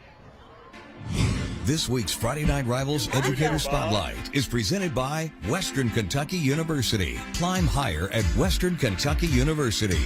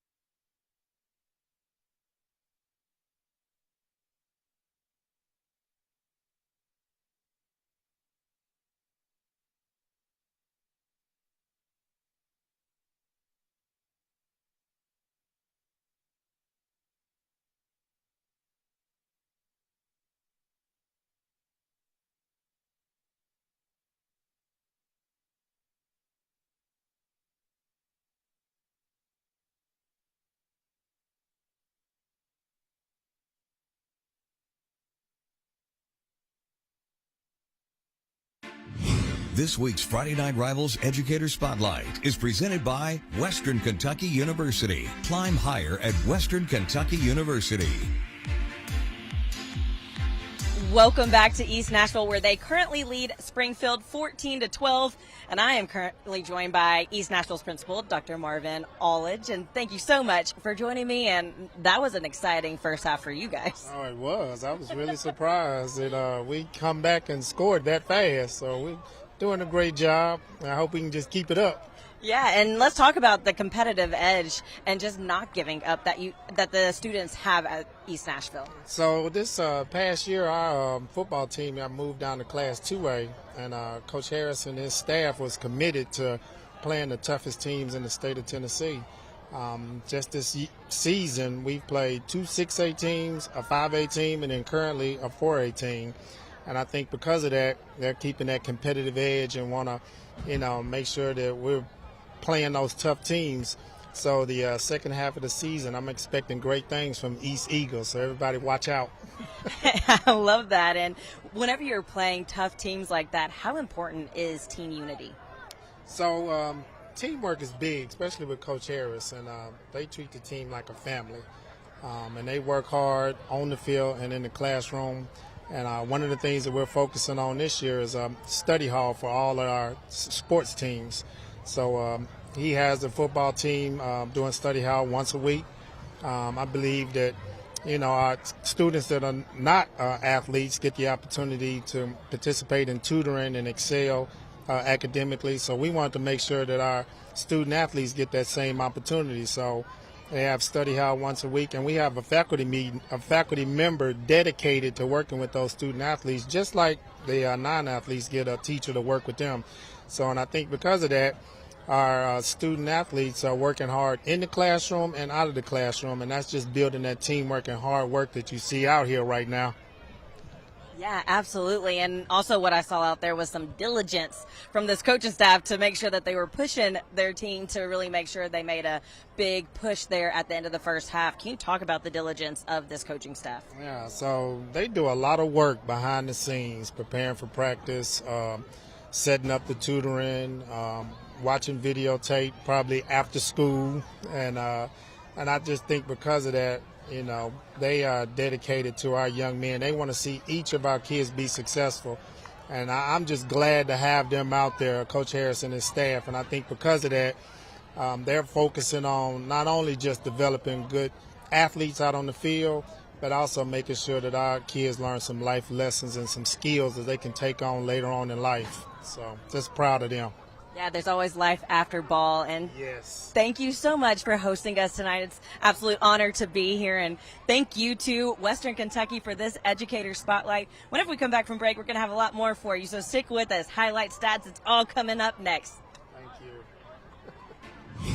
This week's Friday Night Rivals Educator Spotlight is presented by Western Kentucky University. Climb higher at Western Kentucky University.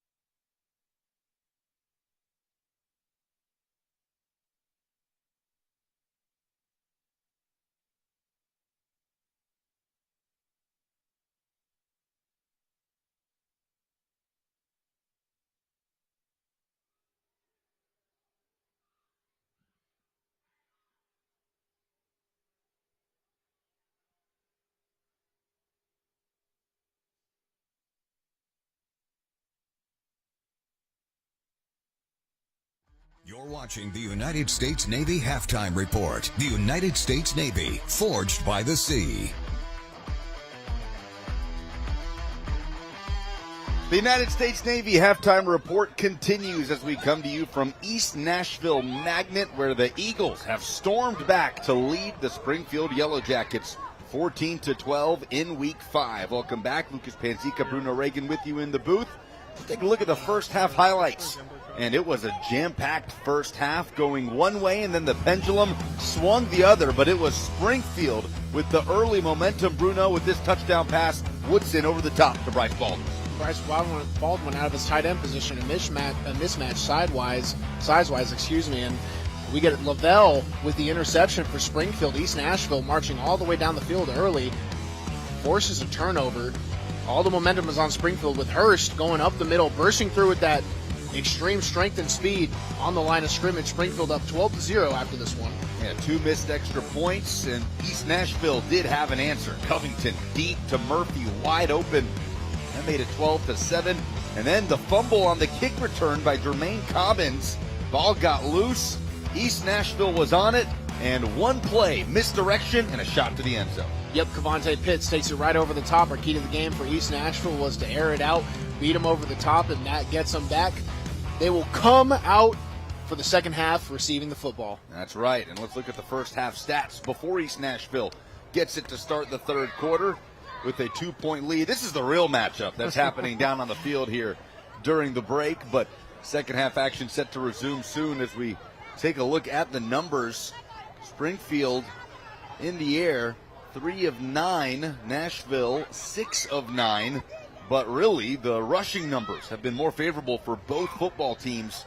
And East Nashville, the penalties really held them back early on and then smoothed out through the second quarter. Springfield last week, they put up 55 points. They're at 12 going into halftime, but there was an emphasis going in that they want to rush the football, take away time of possession, be efficient, right? And they were doing so well until you see that one turnover. That happened, and that changed the entire momentum of the game. East Nashville suffering a lot from the penalties. There's a lot that were kind of toss-ups went against them. We even had a few that were called against them that were called against Springfield that eventually were levied against them later. So it's been a wild first half. I'm excited to see how the second half works out. I think those 2 extra points that Springfield missed might come back to haunt them as we get into the clutch. Big second quarter for East Nashville, who's looking for their first win of the season. Second half's around the corner, but first, each week during halftime of our Friday Night Rivals broadcast, we showcase outstanding Thursday Night Lights and Friday Night Rivals highlights from across the country.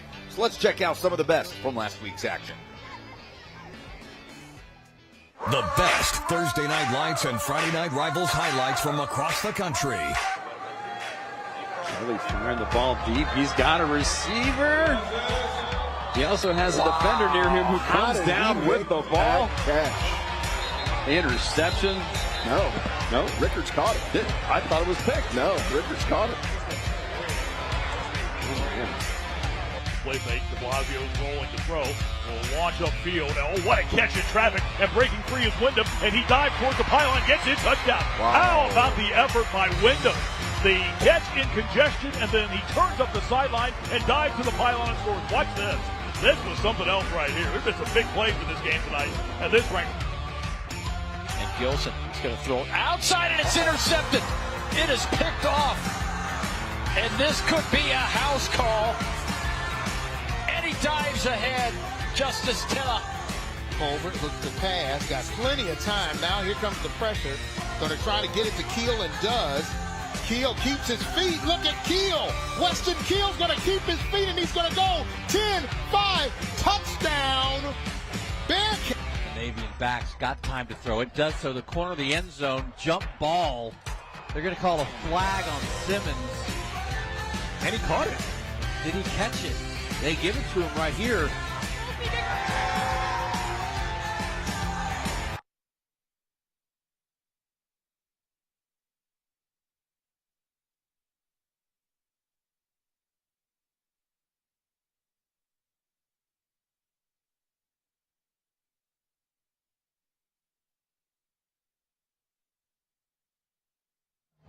Coach Wilson, obviously not the way you wanted to end the first half. What were your big takeaways that you liked at the first half, though? I think we established the run. We were able to run the ball in the red zone. They're taking a few things away on the outside, but that's what offense has got to do is take what they give us. So I think we're established. We just got to go out there and make, as you can see, one more play than another team, and that's why they're up right here.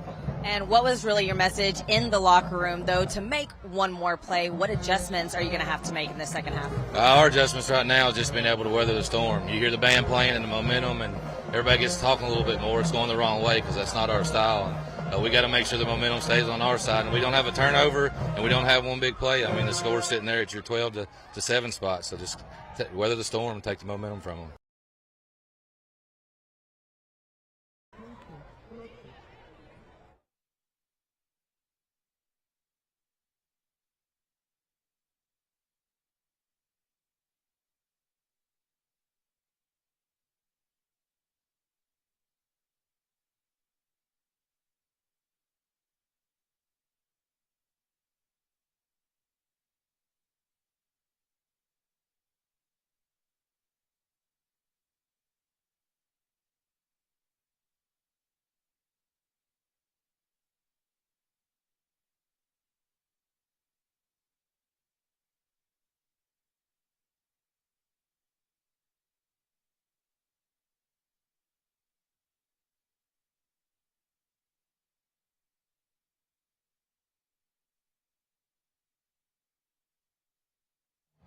Coach Wilson, obviously not the way you wanted to end the first half. What were your big takeaways that you liked at the first half, though? I think we established the run. We were able to run the ball in the red zone. They're taking a few things away on the outside, but that's what offense has got to do is take what they give us. So I think we're established. We just got to go out there and make, as you can see, one more play than another team, and that's why they're up right here. And what was really your message in the locker room, though, to make one more play? What adjustments are you going to have to make in the second half? Our adjustments right now is just being able to weather the storm. You hear the band playing and the momentum, and everybody gets talking a little bit more. It's going the wrong way because that's not our style. And we got to make sure the momentum stays on our side, and we don't have a turnover, and we don't have one big play. I mean, the score's sitting there at your 12 to 7 spot. So just weather the storm and take the momentum from them. Well, good luck in the second half, Coach. Thank you. Thank you, Sammy, along with Springfield head coach Dustin Wilson as his Yellow Jackets, after giving up 14 unanswered here in East Nashville, trail by 2, heading into the third quarter. All the momentum on the side of the Eagles here in Week 5. East Nashville 0-3, Springfield 4-0, but make no mistake, both of these teams will threaten to make a deep playoff run later this season. Springfield down in the 4A level, Nashville in 2A, as both reclassified down a class in the offseason. Lucas Panzica, Bruno Reagan with you in the booth, ready for second half kickoff from Keith O'Neill. And it'll be presented by Greenway Kia. Coach Kia says every deal's a touchdown. Shop Greenway Kia in Hickory Hollow, Rivergate, or Franklin. GreenwayKiaNashville.com.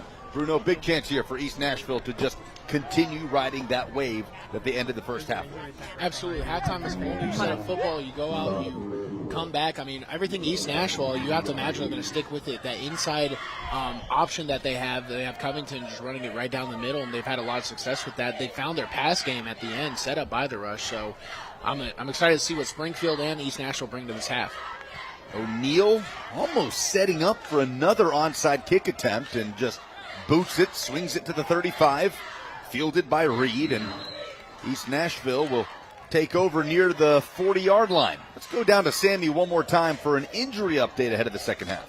Hey guys, for the Bart Durham injury update. Thankfully, it is the same as the start of the game. No more injuries. So out tonight is Keelan Chapman for Springfield. He has a torn ACL. And also out tonight for East Nashville is Keith Johnson, also with a torn ACL. That's your Bart Durham injury update. Back to you guys. Yeah, thanks, Sammy. The Keith Johnson injury, such a big blow to East Nashville this season. 1,000-yard rusher a year ago, was off to a great start to the season this year, over 200 rush yards. Tore his ACL in the first quarter of the Week 2 loss against Antioch. As it's a play action going over the middle to Cortez Murphy with room to run. Murphy down the sideline. The speed across the 15 is dragged down.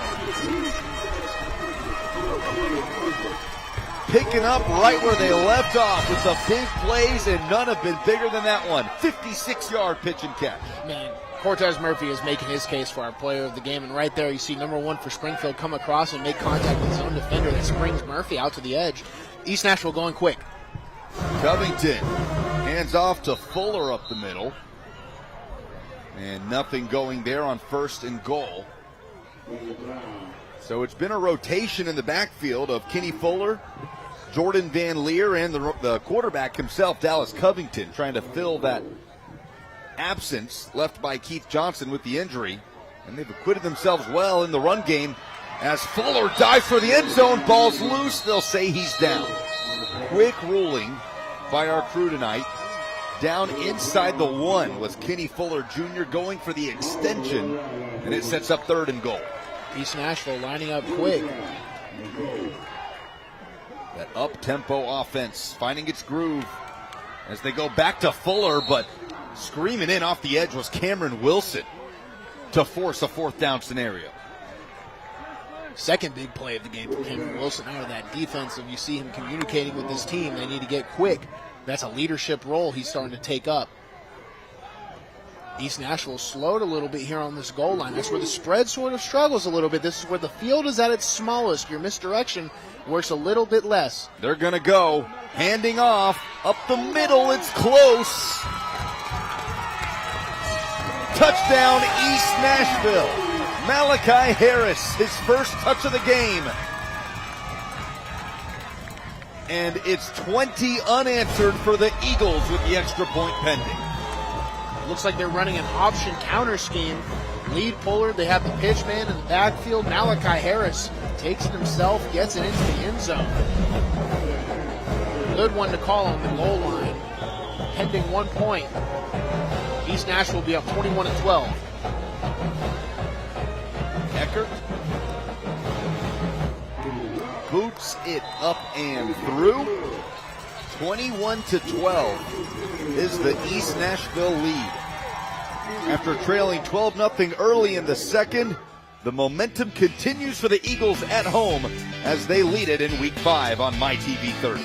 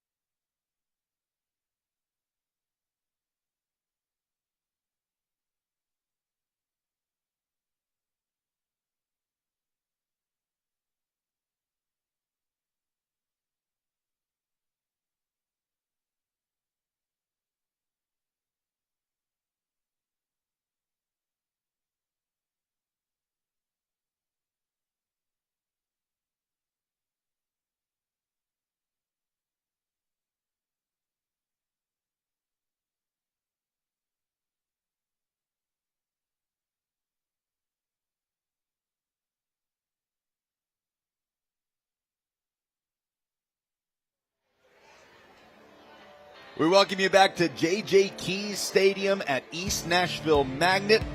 As we look at our check presentation pregame, a huge thanks to East Nashville, the great community here, for having us out in Week 5 on the Tennessee Army National Guard Friday Night Rivals, presented by UA Local 572. And it's been a fun ride since about the midway point of the second quarter for this East Nashville crowd. 21 unanswered. And after a 1-yard Malachi Harris touchdown run, it's another Greenway Kia kickoff. This time Beard fields it, and he's hit before he reaches the 35.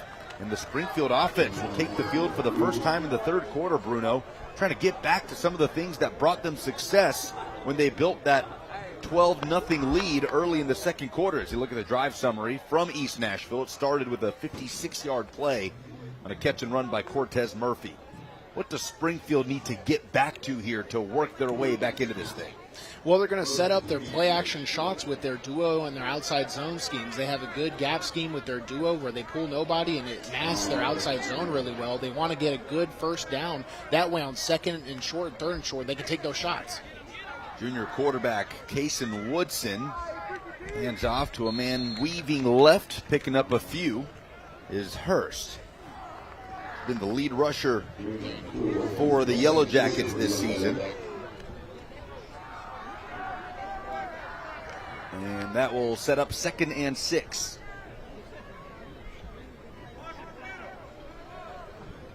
70 yards and a touchdown for Hurst on 12 carries.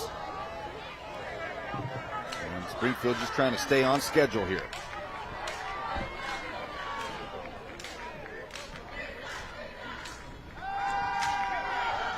Woodson over the middle, caught Cobbins, tripped up across midfield. The 4-star talent pops up, and that's a familial connection there. Cobbins and Woodson cousins that go way back, and they move the chains. Really good pass protection there by the Springfield offensive line, attacking at the point, and Cobbins using that length. Woodson can throw it just a little bit farther outside of him so he can make a play on the ball, keep it away from the defensive backs. Cobbins showing why he has the rating he has. BMC Metalworks first down. They put it in the air again, little bubble screen, plenty of room for Hurst. Has blockers as he's got the first down near the 30. So a good response here early on in the third quarter for Springfield. Plays of 17 and 15 yards. I was going to mention that a screen could take away a lot of the rush that East Nashville is going to want to set up on these second and mediums, third and shorts. And it takes it all away off the edge there. Springfield with an explosive gain. They're in what I like to call the maroon zone, right outside of the red zone. The field's still at your advantage, but you're knocking on the door. Woodson's going to keep it up the middle. The junior quarterback, a natural runner as he gets to the 20-yard line, and we'll get to about the 19.5. Good enough to put it into the red zone, and another BMC Metalworks first down, 11-yard pickup by Woodson. Springfield trying to recapture some of the offensive firepower that helped them put up 55 points last week against Station Camp. Quarterback keeper off the counter setup. They bring two pullers, one lineman, one off the backside. All he has to do is follow his bodies and cut off where they make their initial impact. And if the downing linemen do their job, there will be a wide hole there. Hurst again burrows under the pile. Springfield does have the luxury to lean on an experienced offensive line. Dustin Wilson very complimentary of that group, as was his quarterback, Kason Woodson, speaking to him earlier this week. Just talking to him about what brought them so much success in that 20-point win against Station Camp last week. All he wanted to do was heap praise on this experienced group of offensive linemen, 4 out of the 5 playing in their senior year. Absolutely. Cooper Rawls, Coda, Caden Norman, they're leading this point of attack on these duos in these outside zones, and a great rush again by Springfield, setting up a third and about 6, Lucas. That time Dowland gets the carry. 4 down potential for Springfield. We've seen with their kicking game, they really only want to do it when they absolutely have to, when it's absolutely necessary.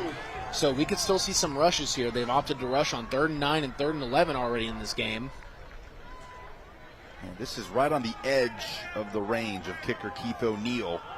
But a field goal would make it a 1-score game for the Yellow Jackets, who have been unsuccessful on 2 extra point tries tonight. Play action for Woodson, rolling under pressure, and will pick up what he can as he's bumped out of bounds. So, now we will see a 4th down decision from Dustin Wilson. Kason Woodson saw that space inside of the pocket and opted to go East Nashville with a lot of speed of their own onto the flat. Forced him out of bounds. It looked like he was going to go down for no gain, but he does pick up a few. No kicker warming up. Pretty clear what the decision is here. Ball spotted on the 15. They're going to go. Needing 5 yards to move the chains. 10 seconds left on the play clock. With a big down, could be a potential timeout. Woodson lobs over the middle. Flag is down. Did Cobbins come up with it? No. Ball came out. Incomplete. But it looks like the penalty will go in favor of Springfield. And it will. It's a good job of Kason Woodson, letting his big-time player get an attempt to make a big-time play. He has the length. He goes over the top, and that is contact right there. It was perfect coverage all the way up. Watch that right hand before the ball can make contact with Cobbins. That was a great call by the ref. First and goal. And how about that throw by Kason Woodson? It was right on the money. If anything, that penalty might have saved them of a touchdown. Well, they don't need saving here. Scampering in is Jaden Hurst. Touchdown Springfield. The senior back has his second score of the night. And the Yellow Jackets have their answer. Nothing better than a good outside zone. This is what I've made my money off in college and the NFL level. All you do is your linemen take one lateral step, then work up the field. It catches linebackers in a pile of bodies, and you see that's why Hurst can just run in there so free. He just attacks his aiming point, and all the defenders get caught up in the trash. Colmenares 0 for 2 so far. This one will sneak in. So Springfield gets back on the board and cuts it to a 2-point East Nashville lead over the midway point of the third quarter in Week 5.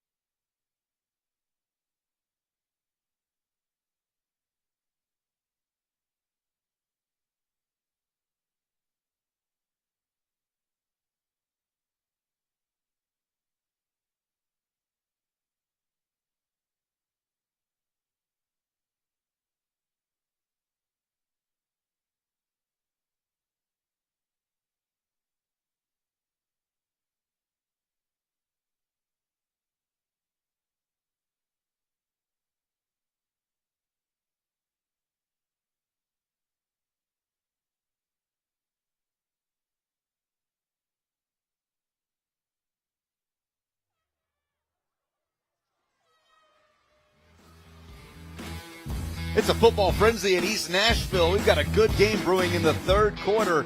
As we remind you that Fridays at 9:30 or after college football, don't miss Fox 17 Football Frenzy Live, sponsored by Wilson Bank and Trust. Catch the biggest plays and unbelievable hits. Fox 17 Sports Director Jill Jelnick will bring you the highlights, scores, and more for high school football games from across the mid-state. Fridays at 9:30 or after college football coverage, don't miss it.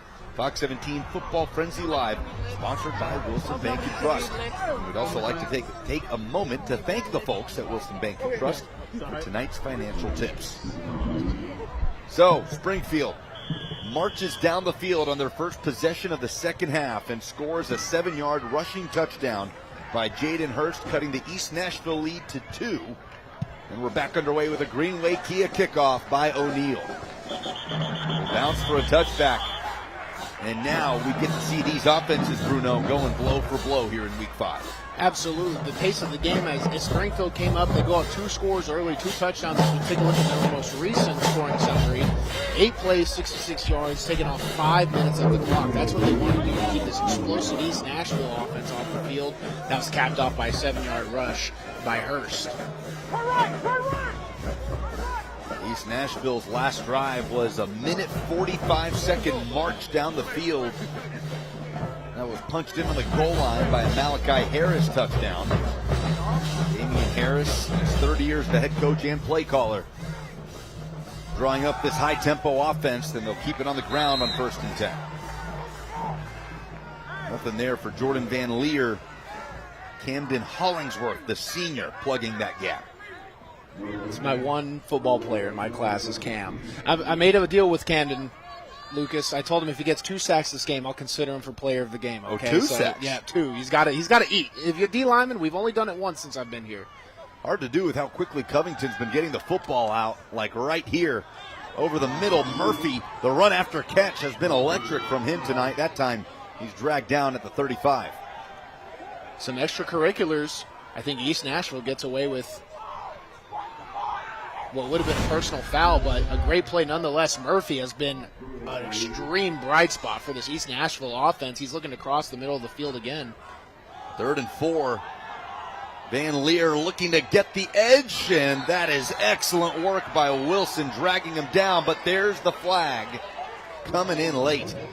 Yeah, it looks like it's going to call a horse collar or maybe face mask. The left hand of the defender came up on Van Leer. The referees are going to talk about it. You see Jermaine Cobbins being worked on there on the far sideline. The star corner for the Yellow Jackets. It will be a defensive penalty as we get a look here. They're going to call it a face mask. Let's take a look. Yep, that is a good call by the officials right there. 5 of Springfield. Cameron Wilson has made so many great plays, but right there in his effort just catches the face mask of the East Nashville rusher. That will march at 15 yards.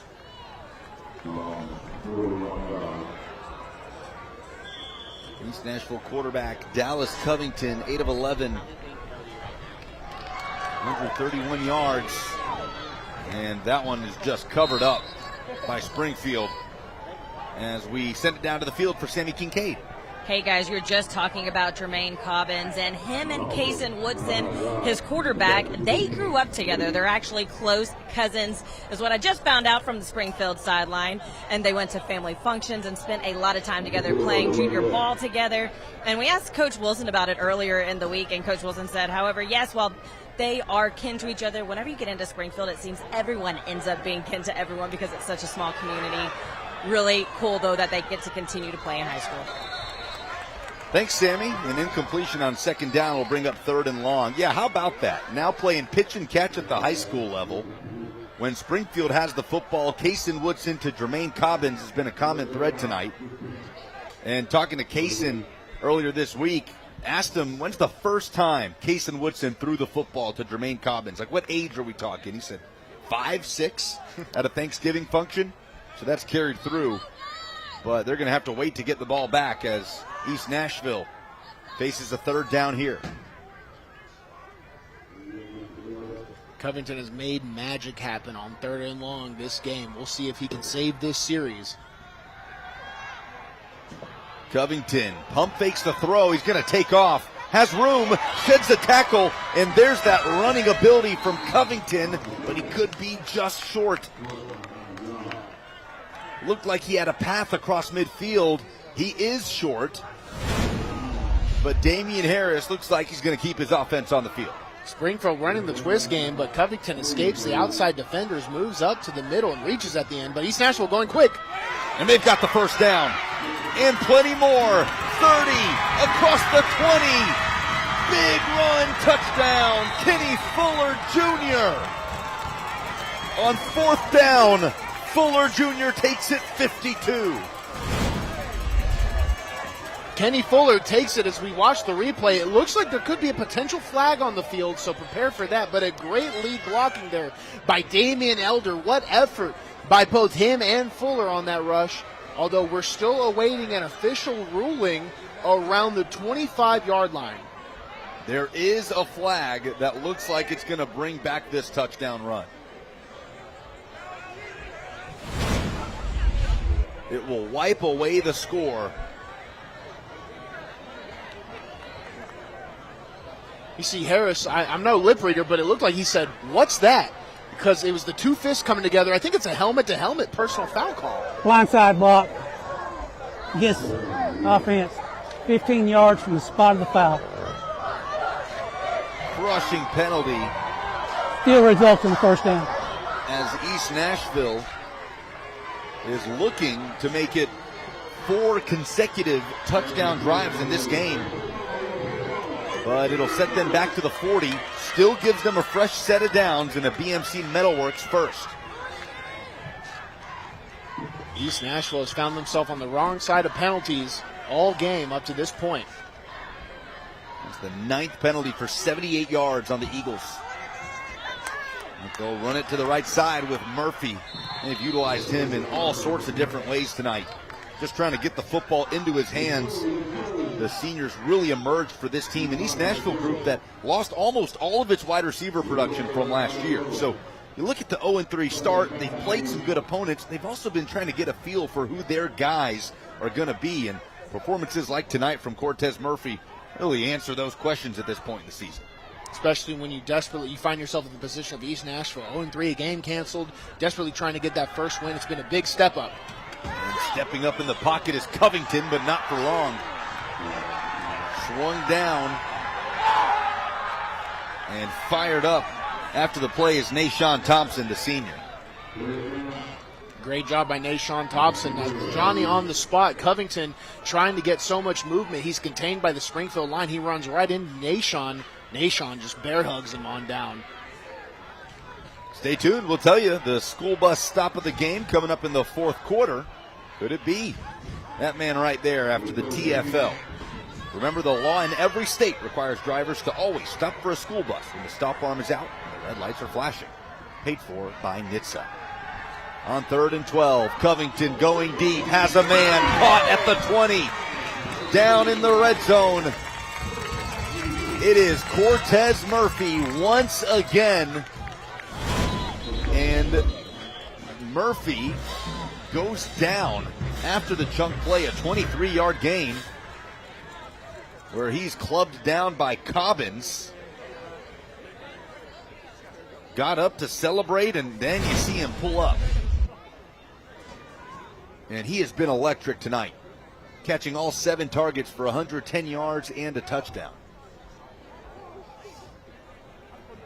This football game is starting to turn into a war of attrition. If you pay attention on the field on these few seconds after plays, you'll see a lot of guys really starting to ache, a lot of grabbing of body parts. It's going to be a factor in the fourth quarter. Who's the more conditioned, more physical football team? Murphy coming off the field. If that was the end of his day, he would have done more than enough, but I imagine we'll see more of him going into the fourth quarter. Certainly a candidate for our UA Local 572 player of the game. Tell you who it is in the fourth quarter, but plenty of ball left in this one. Over a minute to go in the third. 4-0 Springfield, 0-3 East Nashville. Both of these teams begin region play a week from tonight and are trying to build some momentum to cross the midway point of the high school football season. East Nashville could make it 4 straight scoring drives with points here. Covington shakes a man in the backfield, and across the 15, he is brought down. Dallas Covington has really flexed that rushing ability on the night. Man, it must suck to be the end man on the line of scrimmage when you're playing against Dallas Covington, because he's gotten to the edge so many times. 48 yards rushing on the night. Bouncing off a tackle is Van Leer, but second man gets him down. Jermaine Cobbins showing that blue chip athleticism that has schools like Tennessee, Ole Miss, Georgia, Florida State all pushing for the sophomore. Vanderbilt, potential landing spot. We never know. Jermaine Cobbins there at the end of that tackle. You see the way he strikes through his defender. That's what makes the difference. You see a lot of guys that look like Tarzan, but sometimes they might play like Jane. He's a great player. Now, I take it you've spoken with Jermaine Cobbins about potentially landing at your alma mater, Vanderbilt. When I first landed there and heard about him, I was saying, hey, we're going to be on the come up. And he kind of gave me that cheeky, like, yeah, whatever, dude. Now, hey, guess who's come knocking to me? All right? Looking good. Looking good for the Commodores and looking good for East Nashville, who leads by 2 and is in position as we head into the fourth in Music City. 21-19 the score on MyTV 30.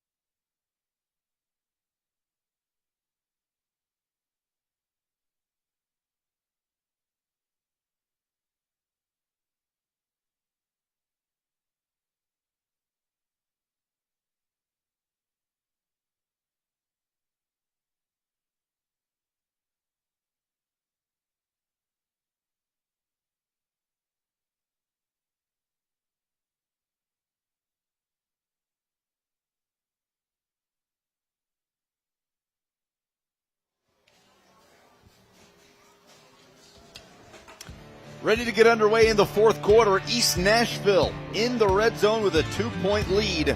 Maybe coming up with the Tennessee Army National Guard play of the game. We'll tell you later in the fourth quarter. As the Eagles 0-3 playing host to the 4-0 Springfield Yellow Jackets in the fourth ever meeting between these teams. The first since 1974. And it's been a good matchup. Springfield had a 12-0 lead. East Nashville storming back at home here in week 5 and now looking to extend it back to a 2-score advantage. Covington hands off up the middle on third down. It will bring up a fourth down situation. Fuller, the recipient, and really neither head coach has paused much in these fourth down scenarios. They're going to go. This is such a big fourth down for Springfield's defense. There's the tempo. Fuller up the middle, and he is stopped well short. Springfield gets off the field defensively, and it'll stay a 1-score game as their offense will rejoin. Barrett Reynolds, the Mike linebacker, coming up with the stop. Take a look at number 38 on your screen. Barrett Reynolds, he just walks in untouched and blows up the play. He might have shed a blocker just with his eyes or movement. Such explosion to the line of scrimmage. That's a big fourth down stop. Reynolds, a legacy player. His older brother graduating last year. So many guys on this Springfield roster, you can say the same. Heck, the head coach, Justin Wilson, his brother Drew is the defensive coordinator. You work at Springfield, you know this. Talk about small town feel, just being around and talking to these guys in the program. Springfield feels like it defines that, doesn't it? Absolutely. That's why I love it so much. It's family oriented. That's a big value of mine that I'm willing to drive an hour every single day to go work with these guys. I remember Cam Hollingsworth, as we see Cortavius Herring able to walk off on his own power, but Cam Hollingsworth, he has me Google videos of Mark Reeves, another local. His son graduated. He's the head of TWSAA, and they're all playing like Pee-wee football together. This entire football team was on the same like Pee-wee football team. That's just the way they roll at Springfield. I love it. And that Springfield offense will retake the field. They have not had a lead in this game since about the midway point of the second quarter. All the momentum early was on the side of the Yellow Jackets before East Nashville's 21-0 run. But Springfield's last drive did result in a touchdown. They'll hand off here up the middle. Good first down gain. That is Hurst popping up. He's already got 2 touchdown runs on the night. Second and 3. I see Springfield substituting in a lot of different rotational players on their tackle positions. Someone, maybe one on their interior, that might give them a fresh set of lungs to maybe push exactly what they need in this fourth quarter, because Springfield still wants to have these long and efficient drives to keep East Nashville and their explosive offense off the field.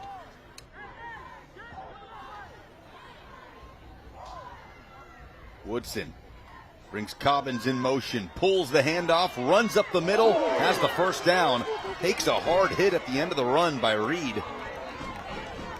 But it is a Bart Durham injury law chain mover by the junior quarterback. He's had a gutsy performance tonight.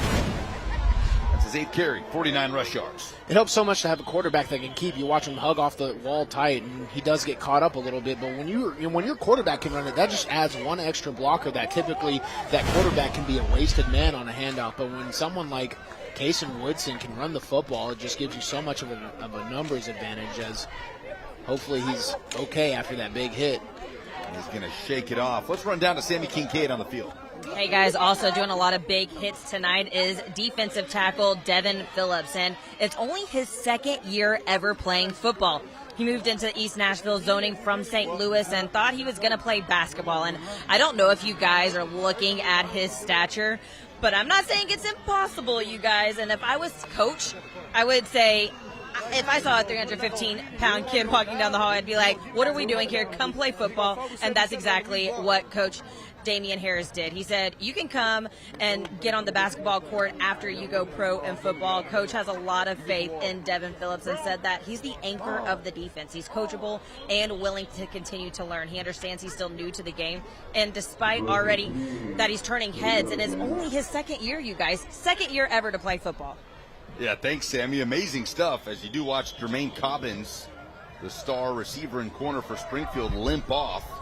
And you're going to need him back into the fold. But to your point, only a sophomore, 6'4", 315, and he's already the anchor of this defense, number 60 in the middle. East Nashville certainly no stranger to putting defensive players into the NFL. As they're going to screen it, a little check down to the fullback, Payne, and can't connect. Brings up 2nd and 10.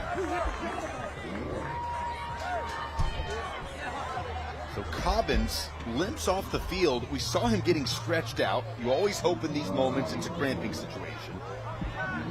It's just so much volume because we've seen Cobbins on offense, we see him on defense, we see him on special teams. He does not come off the football field. Looks like a penalty might move it up here for Springfield. Roughing the passer call will move it up. We didn't get to see the hit on Kason Woodson from what we were looking at. We were looking at the drop by Payne, but Springfield getting another penalty against East Nashville and another cop-out, another blessing. Yeah, that has certainly been one of the themes of the night for the Eagles. 9 penalties, nearly 80 yards against East Nashville. 10 penalties for 93 yards. Good tackle there by Tyler Fleming, the sophomore defensive end. Still some young guys getting some good work on that defensive front. Sammy also mentioned number 60, Devin Phillips.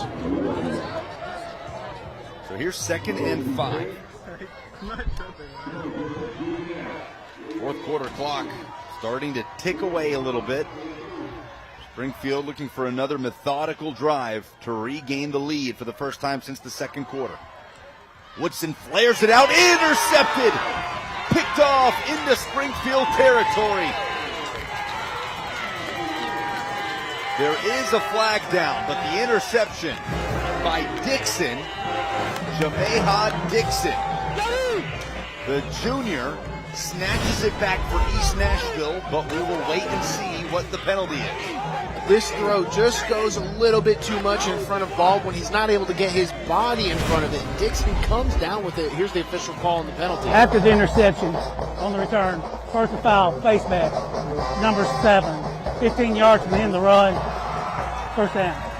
So it's a face mask on Bryce Baldwin during the tackle after the pick. It will put East Nashville even deeper in Springfield territory. I mean, what a play when East Nashville needed it most. You can see the face mask right there by Baldwin. It's going to give them ample field position. Such a great play by Dixon. Could be our potential stop of the game here in the fourth quarter. Tell you what that is coming up. How about that? The turnover chain on the East Nashville sideline. Dixon wearing it proudly as his offense is back on the field. East Nashville had a 4th down in the red zone where they came up short on their last series. Trying to make up for it here and cash in on the turnover.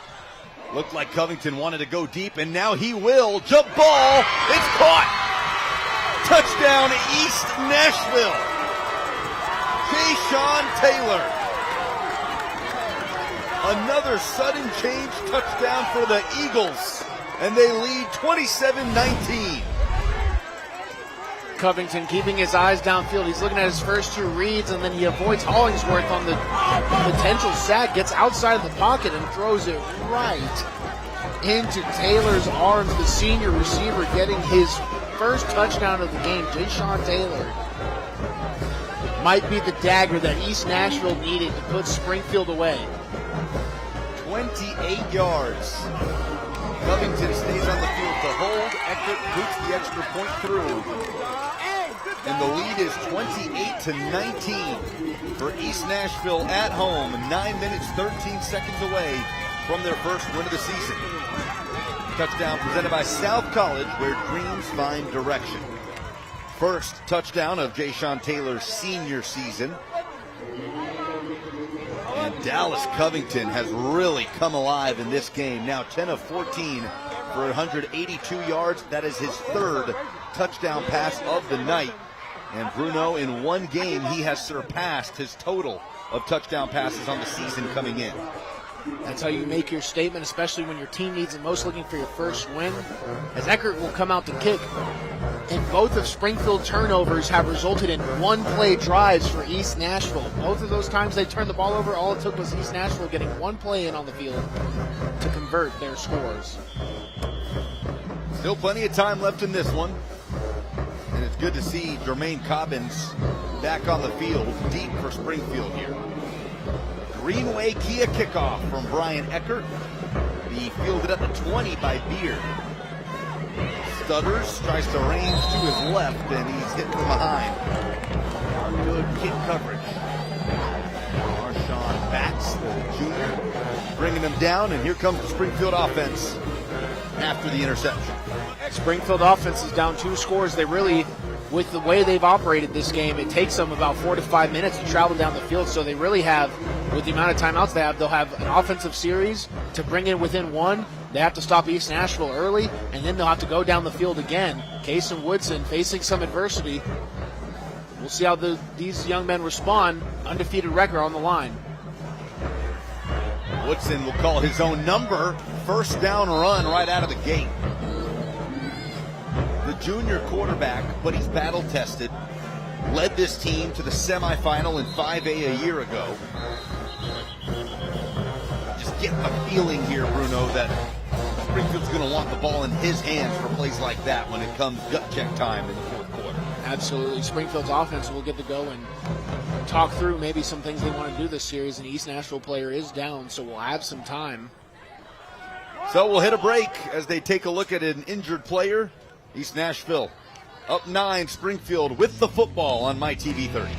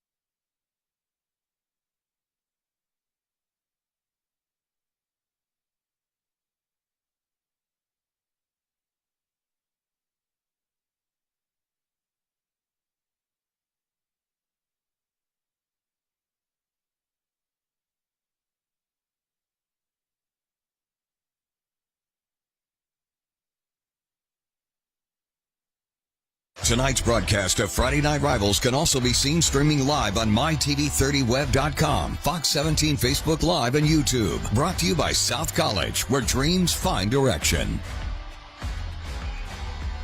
We welcome you back to J.J. Keys Stadium, where it has been all East Nashville after trailing 12-0 in the second. The Eagles have outscored Springfield 28-7. And it's their second one-play touchdown drive of the night. They've both come off a turnover. In the second quarter, following the fumble on the kick return, there was a strike downfield from Dallas Covington to Pitts, his receiver open in the end zone. And then that time, after an interception, East Nashville getting the football inside the Springfield 30 and turning it into another score. Covington finding Ja'Shawn Taylor. And Springfield has it down by 9 on the road here in Week 5 with a 4-0 record on the line. What an answer by East Nashville, going down 12-0, 2 scores early, and just battling back and essentially stealing all the momentum away. And anytime Springfield looked like they were going to come back to life, defense, special teams, had both of them had takeaways, and offense put the nail in the coffin. But Springfield still with an opportunity to bring this close within 1 score. Lucas Panzica, Bruno Reagan in the booth, Sammy Kincaid on the sideline. Hard to believe that after tonight, teams across the mid-state will be across the halfway point of the regular season. Happens fast, but you can feel the sense of urgency in this building here. We'll run it to the right with Hurst across midfield. Nice pickup on 1st and 10. He gains 7. It's going to be 2nd down upcoming.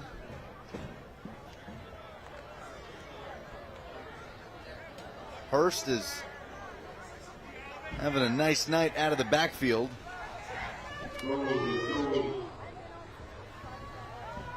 Approaching the 100-yard mark is Hurst, and Woodson with the physicality across the 40, fighting off tackles, still on his feet. East Nashville defenders trying to punch out the football, and Woodson fired up coming off the sideline. That is a Bart Durham injury law first down.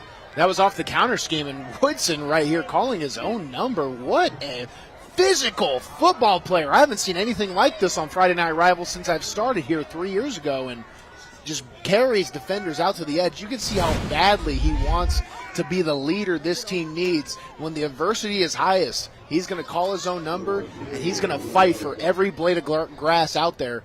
Springfield crosses the midfield. Back to Hurst they go. He's over 100 yards on the night. Accelerates across the 25 and just on the cusp of the red zone for a first down pickup. Dakota Bedwell for Springfield loses his helmet. They'll have to bring in Cam Hollingsworth as the backup offensive line, but a great run by Hurst. We'll see, as Springfield is a staple on that outside zone, and they have every single defender and linebacker about 5 yards displaced from their original position. High-level base football. He's averaging over 5 yards per carry, Jaden Hurst. Came into the game averaging 6.5. Now they're going to give Dallin a turn. And the senior was able to work it into the red zone. And this is better from Springfield offensively. Absolutely. It was just 1 inch too far away from Bryce Baldwin from Woodson that forced that turnover. And we have a Springfield player down. Looks like it's Cooper Dossett, the tackle. Yeah, holding on to that left knee. Dossett will get looked at. Another one of these seniors. And you even look across the Springfield depth chart. We were talking about the amount of experience on the offensive line. 4 out of 5 starters are seniors. 2 out of 5 backups also seniors. Great luxury for head coach Dustin Wilson in his 12th season at his alma mater. Has had so much success at Springfield High School as they look for a 12th straight year in the postseason in 2025. After reaching the semifinal a year ago, Springfield runner-up finishers twice in the Dustin Wilson era as Dossett has helped off the field. And East Nashville's defense trying to bow up here. They've proven that they're a threat to take the ball away at any position of the field. Springfield has marched down in commanding fashion in this fourth quarter. They still need 2 more scores to go over on East Nashville, currently up by 9. Springfield 4-0, East Nashville 0-3. An unbeaten season and a first win of the season on the line. Woodson playing like it as he crosses the 10, has the first down.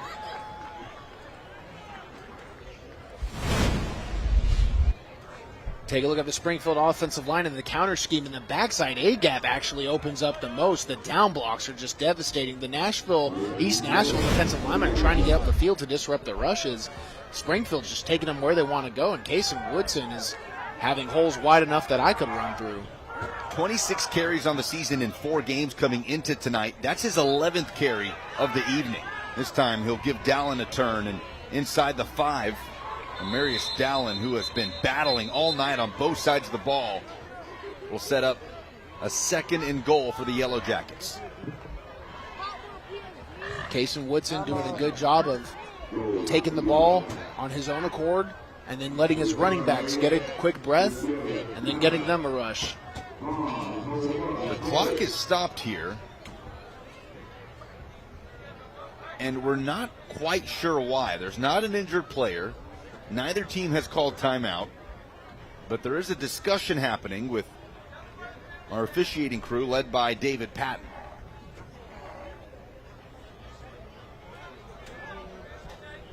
There's no flag on the field, so it's hard to imagine what they're talking about. Maybe the spot of the ball? They'll walk over to talk to Springfield head coach Dustin Wilson. And we'll see if we can get this sorted in a huge moment in this game. Springfield trying to cut it back down to a one-score lead. We the stars of the show. We got the most. A touchdown and 2-point would bring it back to a 2-point East Nashville advantage.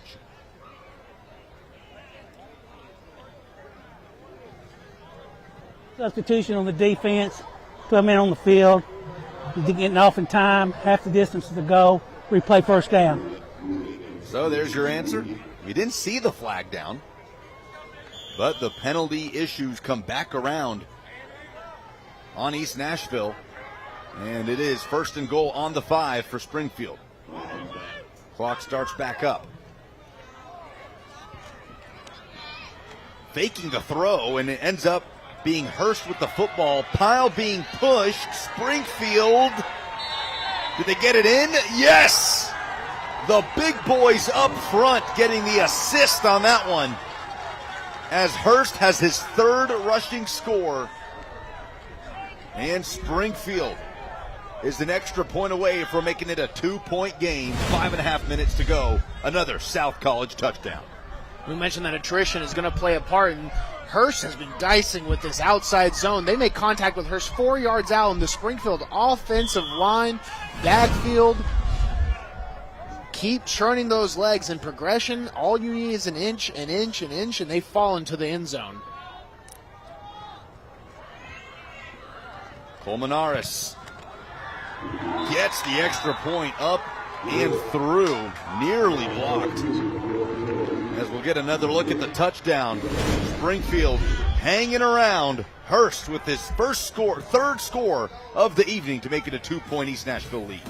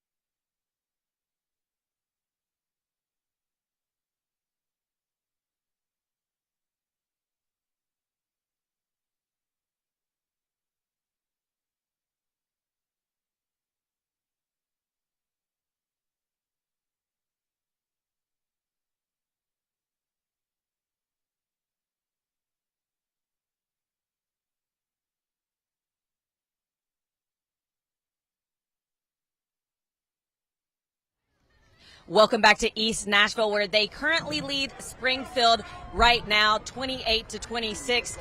And you just saw kicker Giovanni Colmenares out there for Springfield kicking the extra point. And I was just on the Springfield sideline talking to Dr. Tucker, the principal for Springfield. He said, you know what, that's actually a really cool story. The coaching staff, they found him in gym class just 2 weeks ago. He was not on the team until 2 weeks ago. They picked him out of class and said, hey, you want to come be the kicker for our team? We really need one right now. And so now he's kicking extra points. They had to completely rearrange his school schedule 3 weeks into school. So a really cool story, and now he's getting to kick extra points and be on the football team. Yeah, thank you, Sammy. As a 9th grader, getting that call up, and we've seen Colmenares overcome a couple of things. He missed his but he's made his last 2, and Springfield could very well need him again here with 5.5 minutes to play. Springfield's shown they don't mind going for that onside attempt. Greenway Kia kickoff will be booted to the 35, something they've done to keep the ball away from Kenny Fuller back deep.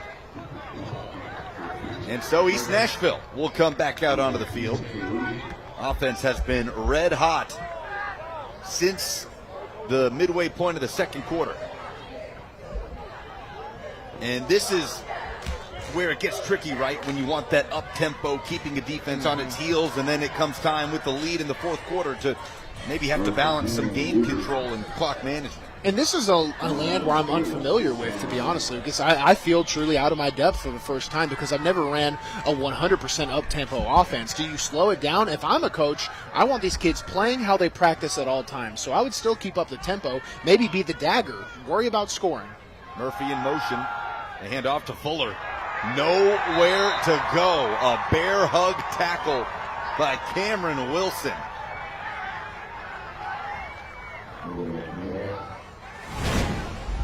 Third solo tackle we've seen from Cameron Wilson, this one being a TFL deep in the backfield. A big response. After earlier in the second half, he had a penalty. He gets a big play when Springfield needs it most. Second and long for East Nashville. They will take their time, Lucas. Loses 6. Play action. Covington has Murphy. Just can't hang on. The throw a touch high. Murphy had a great effort at it. And it brings up 3rd and 16. You see number 13, Lavelle. He had the interception early in the first half for Springfield. He goes to play the ball again instead of the man. And I think he might have just gotten a hand there against Murphy, who's done so well for East Nashville. A big drop. That is the first target that is incomplete for Cortez Murphy, as he just gets it on the ground here and brought down short of the original line of scrimmage, and it's a 3-and-out by East Nashville's offense here in crunch time. It's a little bit of what worried me. They did want to go slow. They wanted to eat up time. Springfield needs time to establish their running game, but any first down there just massively takes away clock, but slowing down kind of takes away from your own players when that's the only way you practice. A great job. Watch number 23 here, Braden Trusty. You see him on the backside, and he chases it down. Also a great job there by number 69, Cortavius Herring, of setting the edge. Nowhere to go on that jet sweep. Under 4 minutes to play. Both teams with all 3 timeouts. And right on cue, East Nashville will spend one of those timeouts with a 2-point lead as they get ready to punt the football.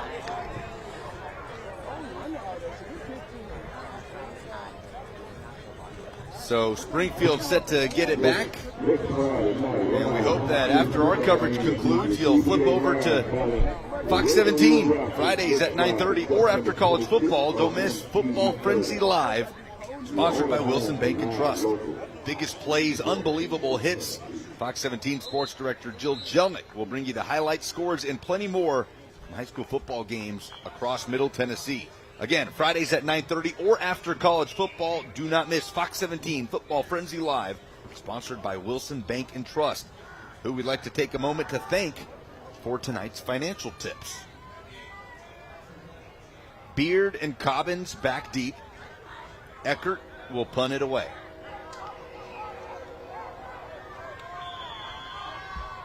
East Nashville might be a weakness is their punting game. We'll see if they can get it across midfield. Snap is high. Eckert recovers, and it's going to take an East Nashville bounce to the 35, where it is down. And here come the Yellow Jackets. Springfield had early control. A touchdown on offense, an interception on defense, followed by another touchdown, but both extra point attempts were unsuccessful. And Springfield had a 12-0 lead before East Nashville was able to put together a touchdown, turnover forced touchdown combination to take a 14-12 lead into half. And since then, East Nashville has outscored the Yellow Jackets.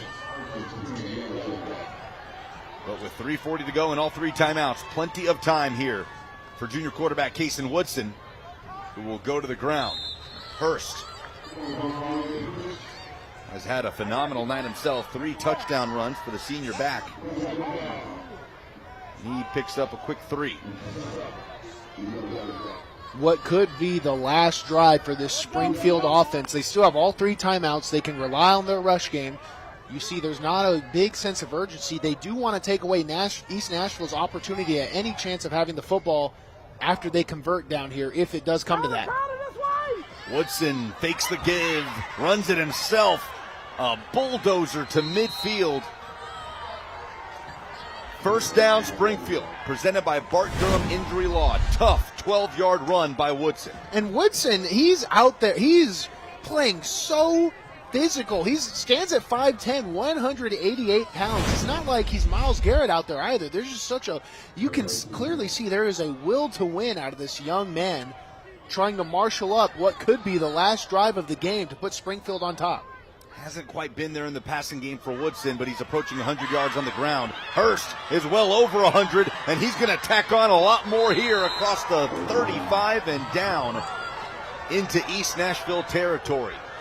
Marked at the 33, a 17-yard pickup. Great job on that counter scheme right there. Dakota Bedwell on the lead blocking, and we had Deion Payne off this as a second man up. He fits the linebacker. A lot of frustration out of the East Nashville defense right now. Hands on hips. Springfield's physicality is really starting to catch up to them. 2 minutes left to go. Still 3 timeouts. I think they're going to stick with the rush game. Only 34 yards left to cover. Low snap. Woodson's able to get the ball to Hurst. Trying to make a move. He is strung out towards the sideline and hit down. What a great job by East Nashville there covering all that open field. It looked like Hurst was going to burst out for a big gain, but they just make contact early, move him into the backfield in the pursuit. They needed that stop desperately. Chauncey Anthony, DeMontez Anderson in on the tackle.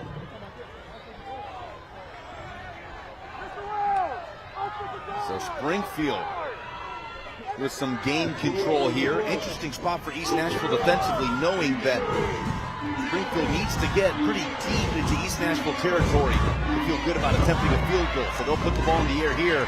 Check down on the screen to Hurst. Tripped up across the 25. Has the first down.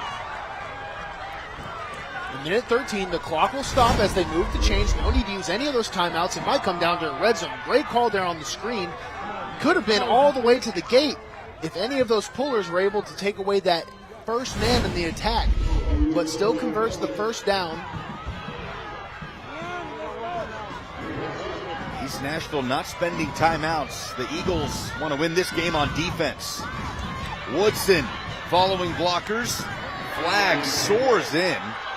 I think it's a potential face mask call, Lucas. Could be a big gain here for Springfield. If that's the case, we saw Kayson's helmet whip down. Keith O'Neill warming up, and if this is a face mask, it would put Springfield in his range. And that's what it is. Back-breaking penalty for East Nashville. And that's really been the story, Lucas. So many penalties have just killed East Nashville's momentum. The little bit that they have off their explosive plays, their turnovers. So many penalties. It's wildly in favor of Springfield at this point. 12 penalties on the Eagles, 108 Personal foul. yards. Face mask. Defense. After this, it's a go from the end of the run. Results first down. Get a look here. As Woodson did have the face mask just jerked down there. And it's first and goal. We'll run up the middle. We'll see. Could see a timeout get called, or we could clock it down one more time with an average clock. With 20 seconds and 3 timeouts, you can still operate an entire series of downs. So they're going to opt to let it go down a little bit. You mentioned the penalty issues for East Nashville. By contrast, Springfield with only 3 penalties for 35 yards. It has helped keep them in this game. Hurst trying to string it out to the right, slung down by the shoulders by Anderson. And there's a timeout with 19 seconds remaining. Watch number 7 on the right side of your screen. DeMontez Anderson, the senior cornerback. Hurst was man-on-man with Bryce Baldwin's man and just shifts into that open field, gets his head across him. A big stop enforcing that timeout. Third down and about 7, Lucas. Springfield spends its first. Down to the wire. East Nashville 0-3. On the cusp of their first win of the season before jumping into Region 6-2A play a week from now. Springfield 4-0, They will host Pearl Cone a week from today, who does a lot of things similar to East Nashville. Head coach Damian Harris, a former assistant and player at Pearl Cone, and Dustin Wilson even told us this week that Springfield scheduled this game very intentionally to prepare them to face the Pearl Cone Firebirds in region play. Absolutely. We got to see Pearl Cone in week 1 against NBA here on Friday Night Rivals on MyTV 30. Facing 3rd and 7, 2 downs left for the Springfield offense. They do have the option of going for the field goal. They are in range. It's going to be interesting to see what they decide here, but Springfield has been running on demand. I think Coach Wilson's going to put it in the senior leadership of his offensive line, and they can run. Their running game is designed to be effective in the goal line. And Hurst has carried the flagpole for that run game, but they're going to keep it with Woodson charging over the 5. 13 seconds remaining. There's the second timeout taken by Springfield. It all comes down to this. There's one more down, 3 yards left to go. East Nashville only needs one more stop to get their first win of the season against an undefeated Springfield team. So both teams will gather together and talk about it. Fun finish here in week 5. And we're glad to have you with us on MyTV 30 for it. So let's talk about this. Springfield facing a 4th down on the 3. Kicking has been shaky. Missed the first 2 extra points of this game.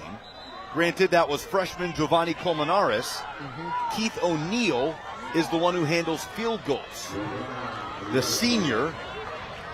But it will be Colmenares to come out. So Springfield will not go for the end zone here. They're going to try to win it with a kick. What a moment for the freshman. 3 weeks ago, you're in gym class, and now you're asked to defend your undefeated streak for your state semifinalist football team. East Nashville trying to call a timeout. Damian Harris was leaping up and down on the sideline trying to get that timeout off. And he does. We'll have one left. Talk about a pressure moment. What was your strategy, whether in high school, at Vanderbilt, at the pro level, when it came to speaking to or not speaking to kickers before a big moment? I never, ever talk to them. I never interrupt anyone's process. Absolutely not. And if they do miss it, I always go over there. Listen, between you and me, I don't like specialists. I'm not very fond of them. They get to do their own thing. We get cooked, right? And then they want to act like they're a part of us. I was never a big fan of it. But when we're out there in the trenches, you are my teammate. And if you do miss it in this situation, I'll dap you up and say, hey, we'll have more chances because you need it. I don't know if you remember that TCU game a long time ago. It was not a long time ago, about 3 years ago, where he sent his kicker out, came back, chewed him out, sent him back out again, and then benched him, and then brought him out at the end of the game to win. He was so messed up. You can't have that, right? Especially for a young cat right here. This cat might be someone they rely on for the next 4 years. Got to be encouraging. Well, they're certainly going to rely on him here. A kick to win to preserve a 4-0 record for Springfield, trying to make it 5 on the road. East Nashville looking for their first win of the season. And East Nashville has taken another timeout. I don't believe calling a second timeout. I'm not too sure about that. A few people up here in the booth are giving each other looks, but the referees do allow, again, whatever the refs say go in the high school football level, so there will be some extra time to think about it. It's the final timeout of the game for East Nashville. Giovanni Colmenares. Springfield has also had some trouble on the snap and the hold, Lucas, so they're going to have to clean that up too. I know all of the focus is on Colmenares, but you have to make sure the operation is good because East Nashville's going to come off the ball as hard as they can. There could also be a hard count situation too. That's a lot to put on, especially if you don't have it installed. But East Nashville, they're going to be chomping at the bit. Could be a way to maybe get your field back in 4th and 1. Colmenares is 2 for 4 on extra point attempts tonight. This is a field goal that essentially amounts to an extra point distance. Cameron Cobb, the holder. for the win. Kick up. It's good. It's good, and Springfield leads with 9 ticks on the clock. There's a celebration on the field. They are getting to the sideline. The game is not over. You see the coaching staff wrangling on their players. We have 9 seconds left to go. And East Nashville, they're a threat to score at any moment. But what a story with Colmenares. What a great hit by Sammy to tell us his story. 3 weeks of football, of freshman. They pull him out of gym class. They say, congrats, son. You're on the team. Look at all the love he's getting from his teammates. And East Nashville, they're such a good football team. It's just unbelievable the path they've had to take up until this point. No timeouts. The Eagles needing a miracle with that explosive passing game that Springfield, quite honestly, just isn't used to playing, right? Talking to Dustin Wilson, he said, last year in our region, playing the likes of Henry County every week, we maybe saw 12 pass attempts against us all season. You've certainly seen more than that in a game like tonight and next week when you play Pearl Cone. So Springfield not out of the woods quite yet. Man, I'm almost just ready to give Colmenares player of the game. You miss some extra points, but you come out there in the clutch time just like that. Definitely a good story. Enjoy it, youngin'. Now, there's still 9 seconds left to play. I'm sure we'll see more of that muff kick style, hoping to stop a return out of East Nashville. But Dallas Covington has shown that they can score in 1 possession. That's all they need. Timeout taken by Springfield. So how do you strike that balance here for the Springfield special teams unit on playing in a way that prevents a big return, but also doesn't set up East Nashville at a spot where they're close enough to Hail Mary range? Because we've seen the arm from Dallas Covington. Absolutely. The return is the biggest threat here right now. All that space on the return. So if you drop it around the 30 or the 40, you would hope that it gets to someone who's not used to handling the football. And that would give you enough time to get down the field. You have to be aggressive. But the big mistake everyone makes is, okay, we can't have a touchdown. So everyone's on their heels backing up. They give up that space. That could set up a Hail Mary. You have to trust your angles. Everyone has an assigned lane and play like crazy. Get down the field and be the one to make the play. And then on the line of scrimmage, you force everything inside.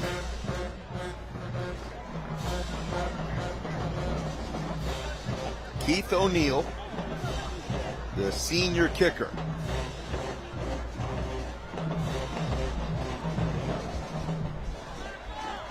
Back deep is Kenny Fuller Jr., but they've been kicking away from him all night long here in week 5. The 4th ever meeting between these two programs.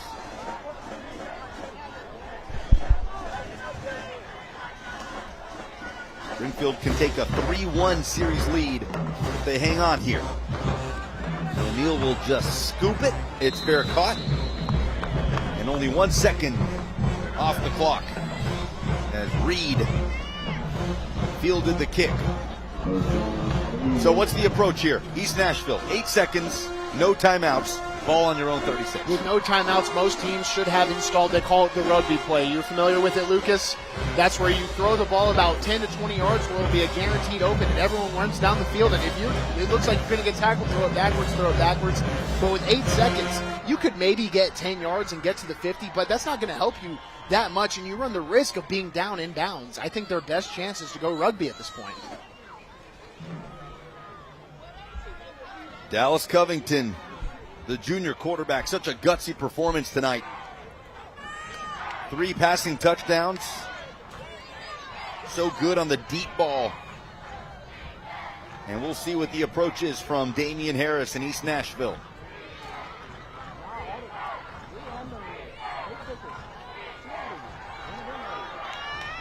Covington, flag flies, and he is just going to check it down to midfield. Clock is at 1 now, no time left.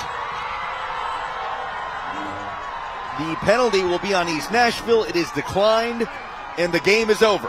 They're calling it. The officials have called game. East Nashville is not moving off the sideline, but Springfield is going to meet in the middle. The officials have called it. Wanted to see if there would be 1 second left on the clock. The official call is a hold on East. And they are going to call it. There it is. Springfield stays unbeaten. East Nashville will head into week 6, still in search of that first win of the season. Final score from J.J. Key Stadium in a thriller. Springfield 29, East Nashville 28.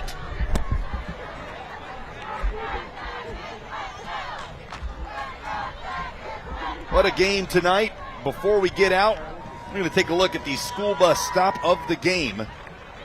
This is the school bus stop of the game. Always remember to stop when the school bus arm is out. And it was the interception to give East Nashville the ball back. A huge play that really helped put East Nashville ahead again. It's a great job by Dixon, taking it away from Baldwin. Gave him almost the shot to put it away.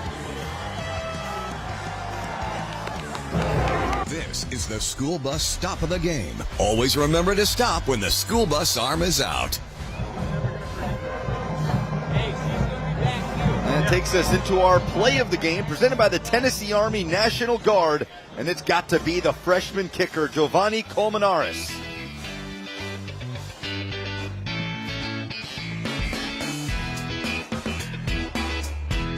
Huge moment. You see the reaction from the East Nashville sideline. Colmenares from extra point range to give his team the win and a 5-0 record. Freshman brought in 3 weeks of football. They had to change his entire school schedule to be on the team. Colmenares gets it done. Talk about a gutsy performance. One of those games that somebody just had to lose. And to your point, East Nashville 0-4, got to be the best 0-4 team in the state of Tennessee. But when we come back, we'll hear from Springfield head coach Dustin Wilson and the winners of this one, 29-28. We'll be right back on MyTV 30.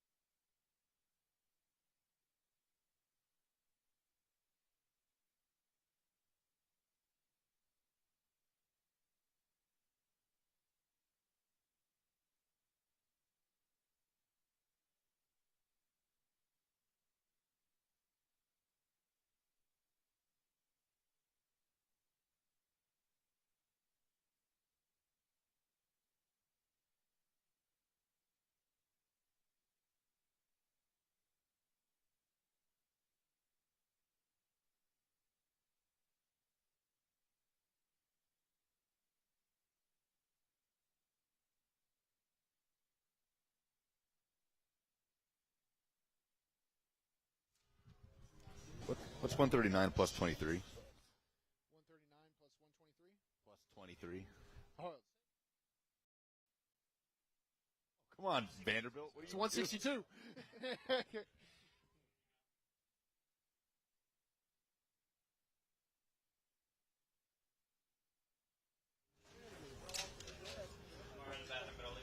All right, man. Thank you. There's a bunch of players. 20 seconds.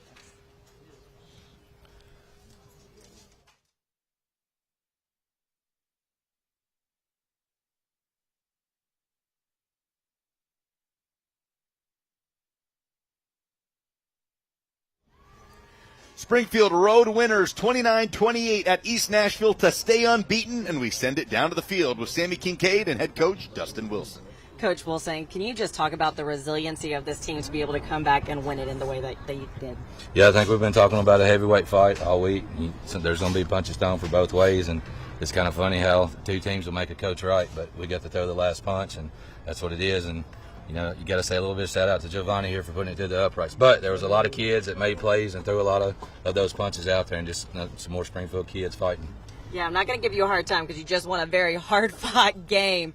but I had to find out from your principal about his story. Incredible story. Only been playing for your team for 2 weeks. What can you say about having a freshman step up in that kind of way to be able to do that for your team? I just don't need you to tell him what he just did because I don't know if he realizes it yet. But that goes from everybody, from the DB, from the kicker, from the people making a play, from the lineman blocking. And Springfield football looked good for y'all tonight, and I'm proud of every one of them. But Giovanni, if you don't mind, you can take that ball, buddy, because you deserve it.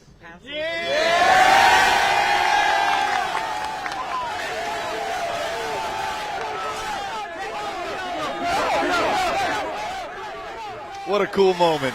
Giovanni Colmenares, the player of the game, and well-deserved, with the game-winning boot to send Springfield to 5-0.